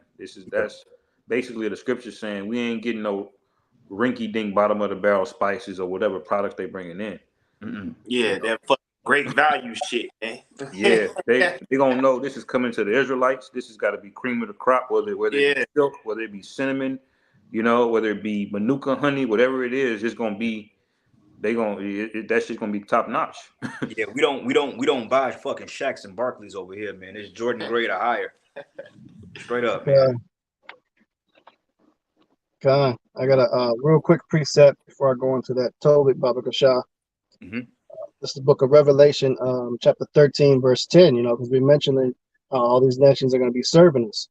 Okay, that's part of prophecy. Some of y'all tuning in that's new to the truth. You're like, slavery, damn, is that in the scriptures? Yes, it is. Yes, it is. Revelation 13 and 10. Ye that lead into the captivity shall go into captivity. He that killeth with the sword must be killed with the sword. Here is the patience and the faith of the saints. You know, and it says here's the patience and the faith. So this is something that we're patiently waiting for to be executed. And who led us into captivity? Mainly it was Esau, Edom. But all the rest of the heathen nations, guess what? Y'all had a part in it too. You know, you had the Hamites that snatched us up and gave us to the Edomites. And you have the Ishmaelites that was building the slave ships. And you had the Edomites that was funding from it all and had us in their houses serving them, on their plantations serving them. So, hey, everyone that led us into captivity, you going, man. Moab, you had us in the captivity at 1.2. So you fucking gooks, you going. You know, Ammon, you going too, man. All y'all heathen nations, you all got slavery for a certain period of time. Right. 1,000 years, baby. Hey, you say this the patience of the saints, man. Just us going into the kingdom alone hey man, going a whole nother week through Babylon ain't so bad because we already know what's coming, man. Yeah. It's all worth it, man. As much as we hate this fucking hell and hate this bullshit, just speaking on the kingdom alone, because hey, we speaking on low levels. We don't know the magnitude of power and glory and might that we about to have, man. That's why it says comfort one another with these words, man. You know what I'm saying? You gotta, when you speak these words of comfort, it gives you hope. That's why the scriptures is called the comforters, man. Because you Edomites, you gonna do a lot of goddamn work in the kingdom, man. Because you only got 1,000 years. Your last 1,000 years on earth starts when your Howard Shah comes back. And hey, them Germans, hey, you gonna have to put that brain in use, man. The wise men and teaming, hey, you gonna be in there building some shit. You gonna get the hardest portion of the slavery, man. You gonna get the hardest portion, just like you do with Issachar. Hey, you gonna get the hardest portion, and Issachar is gonna fuck you heathen, you devils up, man. Issachar gonna remember all that hard, rigorous labor you done put on them, making them work 15 hours for minimum wage. Issachar is gonna remember that, man. You know what I'm saying? And the ones that don't care, they're just gonna be destroyed. Because honestly speaking, 2/3 of you niggas, man, hey, we got this side on this side. The Lord got on this side and this side only to get your ass. So the 2/3 ain't nothing good coming for you on this side at all. Right. But I got that Tobit. It's the book of Tobit, chapter 13, starting at verse 11. Many nations shall come from far to the name of Yahweh with gifts in their hands, even gifts to the King of heaven. All generations shall praise thee with great joy. Right. It says they should come with gifts, man, because we just read that how the gate's going to be open continually. You're going to have people that's going to be offering you up blessings. Hey, my Lord, how about the man? Hey, I mean, it's to the point, Yahweh Shai going to get hit with all type. Man. See, and we don't forget, but we focus on Yahweh Shai. He's going to get the creme de la creme, man. If anything goes to him first, he gets off the top. He gets ripped off the top first. Yahweh Shai getting hit off the top with everything first. Yeah. Then as the order is going to be dispersed, man. I wish a nigga would come in there and put his hand forward before Yahweh Shai. Nigga, you crazy, man. That's the Lord, bro. Yeah, what you doing, man? And think about it. He deserves it, man. He ain't even got his gut. He ain't even got his get back yet. Yeah. He didn't get his get back yet, man. We know we bitching about how people fuck us over, how we want revenge on these wicked niggas. Yahweh Shai ain't even got his lick back yet, bro. So we need to just chill. Chill, bro. No? Because remember, man, hey, if it wasn't for Yahweh Shai, wouldn't none of this shit be possible. That's the man right there. That's the man that's going to get the top worship in the kingdom. That's right. He's going to get the top worship. Yeah, we're going to be gods in our rights, and we're going to be on a high-ass level, bro, under him. But remember, he's going to be the man. And when he comes in the room, the tension is going to be on him mainly. Yeah. And there ain't going to be no hating on this side. A nigga hate that shit. They'll try to take out the Lord on this side in the flesh. Man, yeah, I know that's the Lord, but and a nigga do it. He'll get a bunch of group of other wicked jakes, and they'll conspire to take him down. Because they can't stand the shine and the clout he get. But in the kingdom, we're not gonna have that wicked heart in us. Right. We're gonna actually look, man, you deserve this, man. Right. And the Lord is gonna prove why he deserved it, the way he's gonna deliver us. And then it tells you in the kingdom, he's gonna put that body on for a day. His body he was crucified in, man. And we're gonna see it, and then we're gonna like, oh shit, it says all the nation of Israel should be in mourning. So you see why this is such a heavy thing, man? Being grateful. Then the apostles and elders get chopped off with theirs. Then we gonna get chopped off with ours, man. And it's gonna be dispersed evenly, man. Everybody's gonna get they just do. Ain't nobody gonna be without. Ain't nobody gonna get less than. I mean, if you get less than, that's your portion, but you gonna be satisfied with your portion. Like a 2/3 nigga, Jay-Z can't come to my crib saying, why you got more than me, man? Nigga, fuck you. Right. What you mean why I got more than you? You got way more than any nigga I know on this side, bro. And you ain't sharing shit. But we gonna make sure you good in the kingdom. You gonna be better in the kingdom than what you are on this side, man. Yeah. How about that? You win twice, nigga. Yeah. What it say? For the last shall be first, and the first shall be last, man. Yeah. A lot of Jakes live good in this world, man. Bro, Jake getting it. Like, but man, one thing I know is down in Houston, because out here it be a lot of white lawyers, white doctors. White, businessmen, but Jake, in the South Texas, Atlanta, place like M's, man. Jake got the cities on lock in Texas, bro. In Dallas, bro, you think when we went out there to the bro, you thought it was an Edomite, bro. Jake is living in up and up out there. Jake M's. He's like, y'all come out here. He said, y'all can live out here, man. Yeah, but y'all gonna be the ones. First and foremost, according to Daniel 12, y'all gonna wake up to that shame and everlasting contempt. because you didn't worship the Lord. You didn't hearken unto the prophets. But then eventually, once you get out of that state, you gonna eat good, but you ain't gonna be eating good as the elect, man. See, there's a hierarchy in all things, even amongst Israel.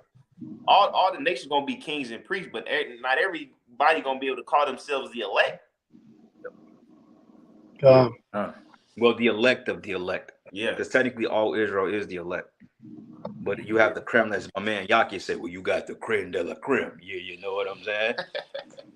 Head ass. Go ahead.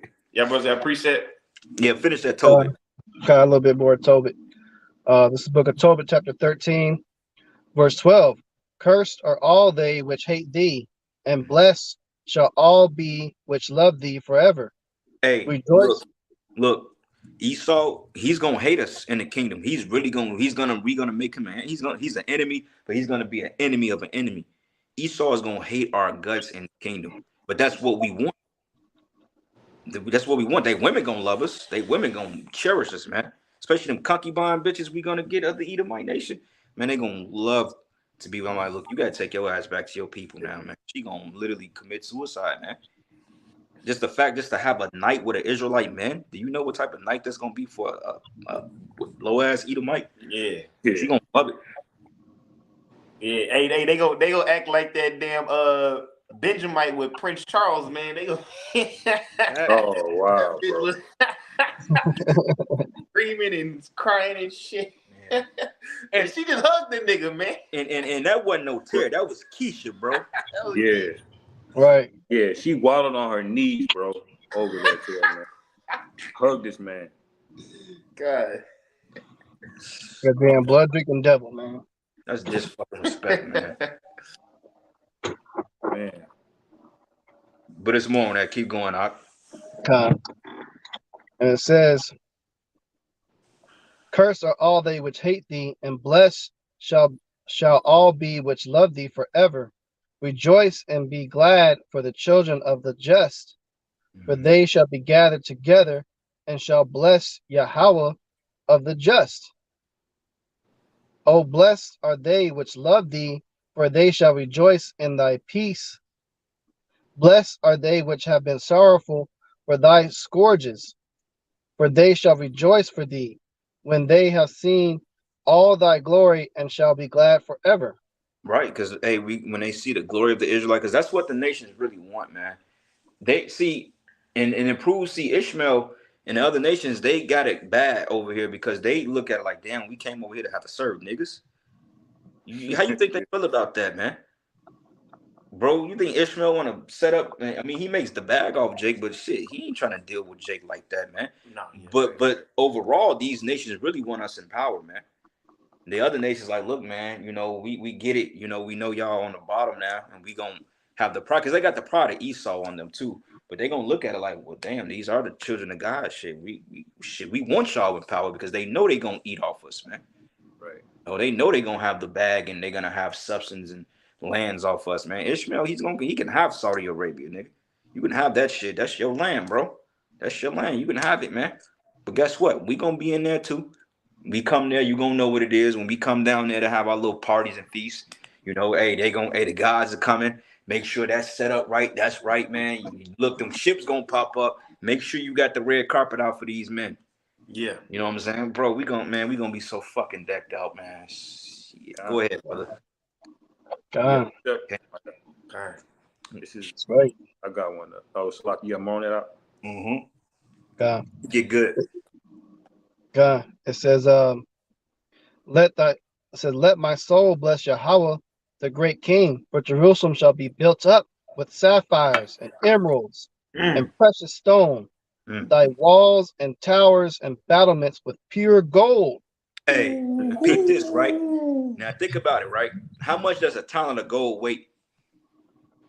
It's got to be a few pounds. I can't remember exactly. Now think about it. When you lay gold, or just think about the type of elements you're gonna have, that city is literally gonna glow from afar off, man. Mondays. That's gonna glow, bro. Like, do you understand? Like, when you look before you go to Chicago on a pitch black night, in this clear sky. You could see the city illuminating from miles off, man. That that land of Israel that we gonna get back, which is gonna be expanded, by the way, it's more than just the land of Tel Aviv or Ashdod, as they want to call it.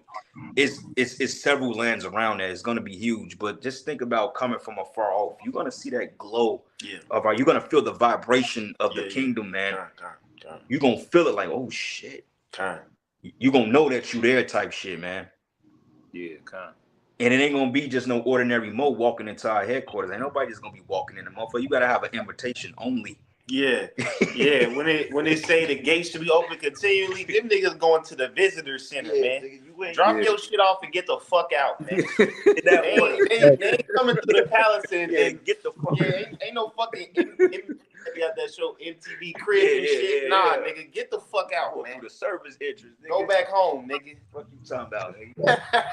It's like that vision that one dude had a few years back. He saw the vision of the kingdom, and he said he saw the Israelites on the other side of the gate, and he said they were all black men, black women, and he said they were looking at him like, "Hey, you ain't finna get up in here." You know, where you he going? was on the other side. This motherfucker, Just hoping, get man. the fuck out of here, man. Yeah, that's what he said in his vision. He said he felt that. He said the way that the Jakes was looking at him on the other side of the gate. Nah, nigga, you ain't getting up in here. You wish. But you know, that's gonna be like the brother said, hey, the glow. Because I'll read that again. It says, "For Jerusalem shall be built up with sapphires and emeralds and precious stones. Thy walls, towers, and battlements with pure gold." Now you look up them stones, man. Sapphires, they glow.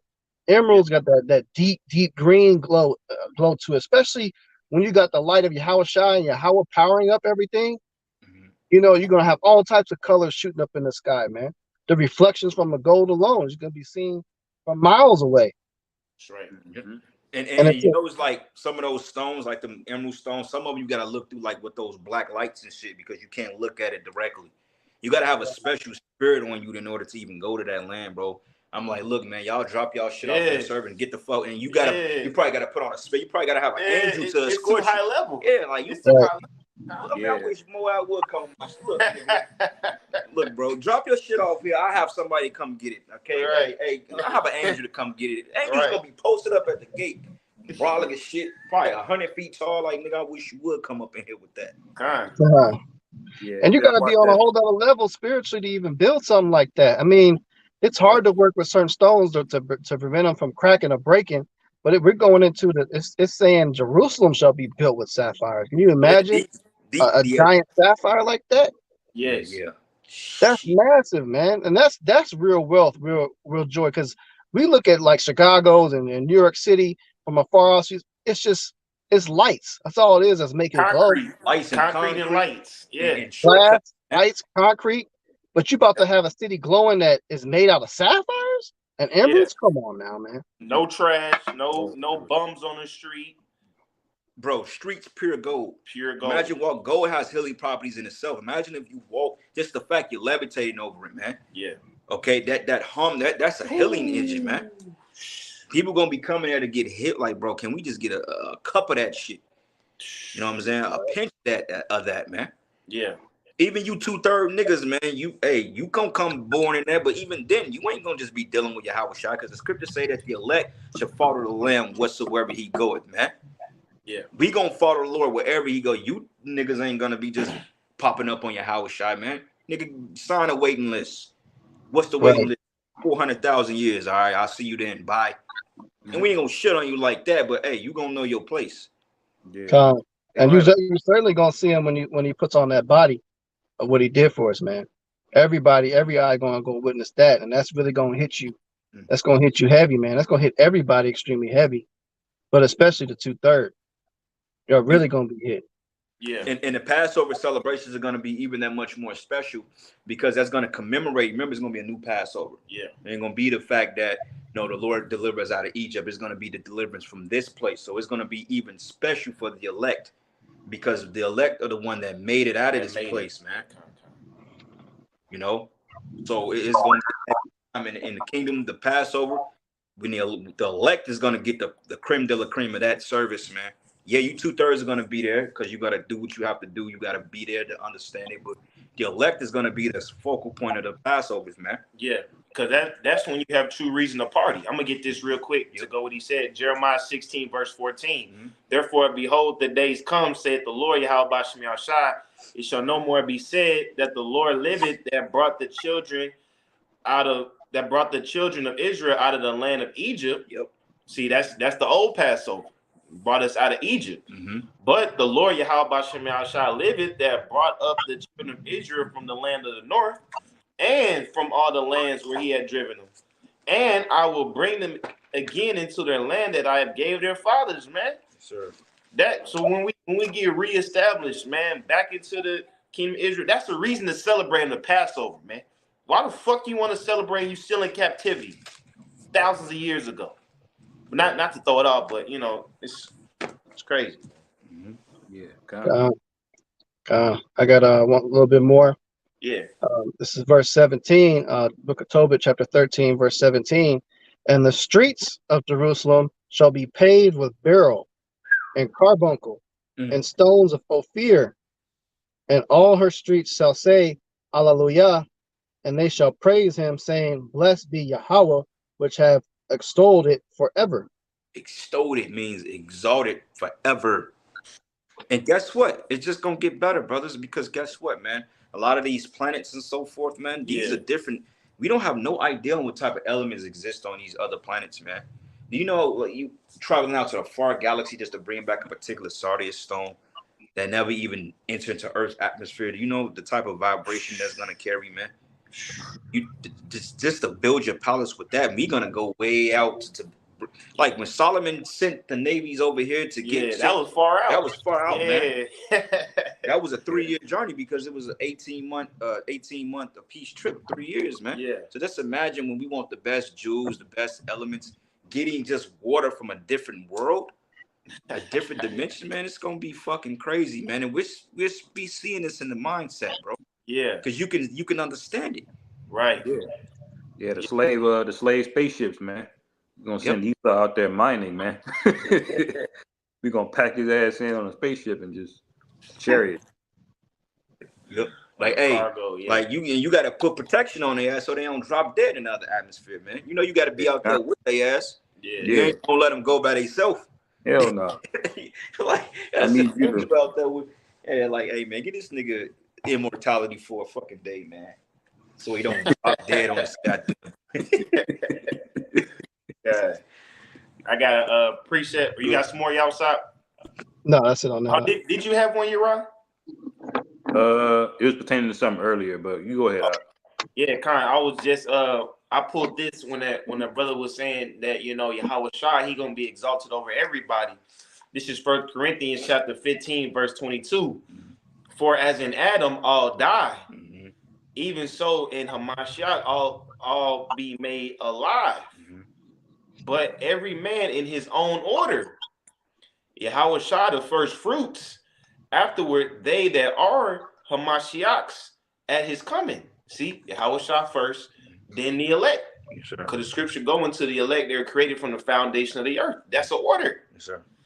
But it said every man in his own order, Hamashiach the first fruits, and afterward they that are Hamashiachs after his coming. Then cometh the end, when he shall have delivered up the kingdom to the Most High, even the Father, when he shall have put down all rule and authority and power. And Revelation goes into that, man. Where he say he come and maketh war. So he's going to put down all rule, authority, and power by straight obliterating people in that angelic vehicle, man. And this place needs to be put down, bro. Yes. With extreme prejudice. So he's going to put down all. Yeah, kind of. It say verse 25, for he must reign till he had put all enemies under his feet. The last enemy that shall be destroyed is death. See, Yahweh Shai, he already got that victory over death. But now he's overseeing it that his elect men get that same victory, man. Because he already got it. So now he got in us, so we can all meet him there. We gotta overcome death. Yeah, we gotta do it. It say for he must reign till all till he had put all enemies under his feet. The last enemy that shall be destroyed is death. For he had put all things under his feet. But when he saith all things are put under him, it is manifest that he is expected, which did put all things under him. And when all things shall be subdued unto him, then shall the Son also himself be subject unto him, that all things under him, that the Most High may be in all. So at the end of the day, Yahweh Shai has to come back and proclaim his glory and to reign, so all of us can reign, man. We don't get none of these goodies that we going into unless Yahweh Shai comes back and claims his crown first. And this devil got to go down. That's right. Hey, apostles always said this not gonna happen until this man go down, man. And that MOTV that you Jakes out there have been playing games with, that got to come to pass. None of this could come to y'all. Should be praying that shit come to pass, man. Yeah. Go ahead and take it. Yeah, man. Go ahead and let it come so we can get the fuck up out of here, man. Look, brothers, man, we're ready to rule. We've been ready, man. Hey, the scriptures say that the creation have been honoring the arrival of the sons of men, the sons of God manifestation, man. Bro, you gotta want this. We want to get the fuck out of here. Period. Right. I got a precept real quick, brother. Don't mind. This is the book of Isaiah 65, and I'm gonna start at 17. It says, "For behold, I create a new heaven and a new earth, and the former should not be remembered, nor come into mind." Meaning that we're gonna remember it, but we're not gonna be afflicted by this no more. It's gonna be like a bad dream. Yeah. Because what would be the point of getting in the kingdom and totally forgetting that we went through this bullshit? No, this is gonna be a remembrance to us, because we're gonna like, well, damn. We're gonna be so rejoiceful in the kingdom to the point this shit gonna be like a bad, like not even happened. Yeah. Like, have brothers ever enjoyed it? Like, you can't remember all the bad shit that happened to you as a kid because you had good times to overshadow that. Yeah, correct. You know? But it says, "But be ye glad and rejoice forever in that which I create. For behold, I create Jerusalem a rejoicing, in her people a joy." Okay, the joyous city, man. And it says, "And I will rejoice in Jerusalem and joy in my people, and the voice of weeping should be no more heard in her, nor the voice of crying." That's that precept to Revelation, the 21st chapter, man. Okay, which shows you that in Revelation it's talking about the Israelites, because when you go into the subcaption of this chapter, it says a rebellious people, which we know is Israelites, and then the next chapter says the fate of those who forsake the Lord, which is going into Israelites, man, because they forsook the Lord. And it says here, "There should be no more thence an infant of days, nor old men that have not fulfilled his days. For the child should die 100 years old, but the sinner being 100 years old should be accursed," man. Okay. So, hey, man, we're going to get the cream de la cream. We're going to get the best of the best, man. It's just a matter of getting through this fucking nightmare first, man. You ain't worry about ever being sick again. You ain't worry about committing adultery. You got to worry about being behind on bills. Just the shit that worries our minds on this side. That's going to go away, man. And what gets me through, brothers, man, and hopefully this be some insight to you brothers out there, I always tell myself when I'm getting a little antsy, scriptures be like, look, this is temporal. This is temporary, man. We got to let go of that sense of entitlement to this fucking life. Fuck this life, man. We ain't entitled to shit here. This is death, man. Why would you want to be entitled to death when the Lord said that, hey, be some of you that stay here that ain't going to taste death? So you got to have that mindset, man. Hey, we got to conquer death some way. Yeah, this ain't the end all be all, man. It can't be. Yeah. I got a preset. Go ahead, brother. The book of Revelation, chapter 21, verse 4. "And Yahweh shall wipe away all tears from their eyes. That's it. And there shall be no more death, neither sorrow nor crying, neither shall there be any more pain, for the former things are passed away." Hey, brothers, I want to ask a question. How many just look forward to just getting a new body? Gosh, I know it's fucking pain I'm in right now. I need that ASAP. Just a new body alone, bro. That's a breath of fresh air. Just getting a new body, knowing you ain't gonna get sick. You ain't nobody come in your house trying to lock you down, put a mask on you, man, put a fucking jab in you. That right. Alone, like the scriptures say, nobody should make Jacob afraid, man. You go outside, bro, it's a target on your goddamn back, man. Yeah. We got a target just by us speaking the word in this apartment, this what we're speaking about can go to the management, and before you know it, they can start harassing me just off the fact we're doing this lesson here. Mm-hmm. That's a target right there. Who the fuck wants to live like that? Yeah. Each and every And fucking that goes to show that we need this, man. All these things we're reading about, the precious, buildings and things that we're looking forward to, the new bodies. Hey, Jake should be wanting that, man. And that's also a clear indication, obvious sign that the people on that land right now, they not it. Because when we're placed in that land, we're supposed to experience all these things. And that's a clear night and day, obvious picture. Like when we read these scriptures right here, and that goes into that, what we read in Tobit, what we read in Revelation, how no more death. Hey, show me where that's happening right now in the world. How is there no more death? They can't be the real people, man. But that's why that place got to be. That's why the fire judgment's got to come. It's got to be cleansed up, man. Yeah. God. Had a precept. Yep, go ahead out. This is the book of Numbers, chapter 24, verse 3. It says, and he took up his parable and said, Balaam, the son of Beor, hath said, and the man whose eyes are open hath said, he hath said, which were the words of the Most High, which saw the vision of the Almighty, falling into a trance, but having his eyes open. It says, verse 5, how goodly are thy tents, O Jacob, and thy tabernacles, O Israel. Might be able to be so cheap. So that's basically one of the heathen getting a vision of an insight of how good we're gonna be living in the kingdom, man. It says, as the valleys are they spread forth, as gardens by the riverside, as the trees of line aloes, which the Lord Jehovah hath planted, and as cedar trees besides the waters. He shall pour out the water of his buckets, and his seed shall be in many waters, and his king shall be higher than Agag, and his kingdom shall be exalted.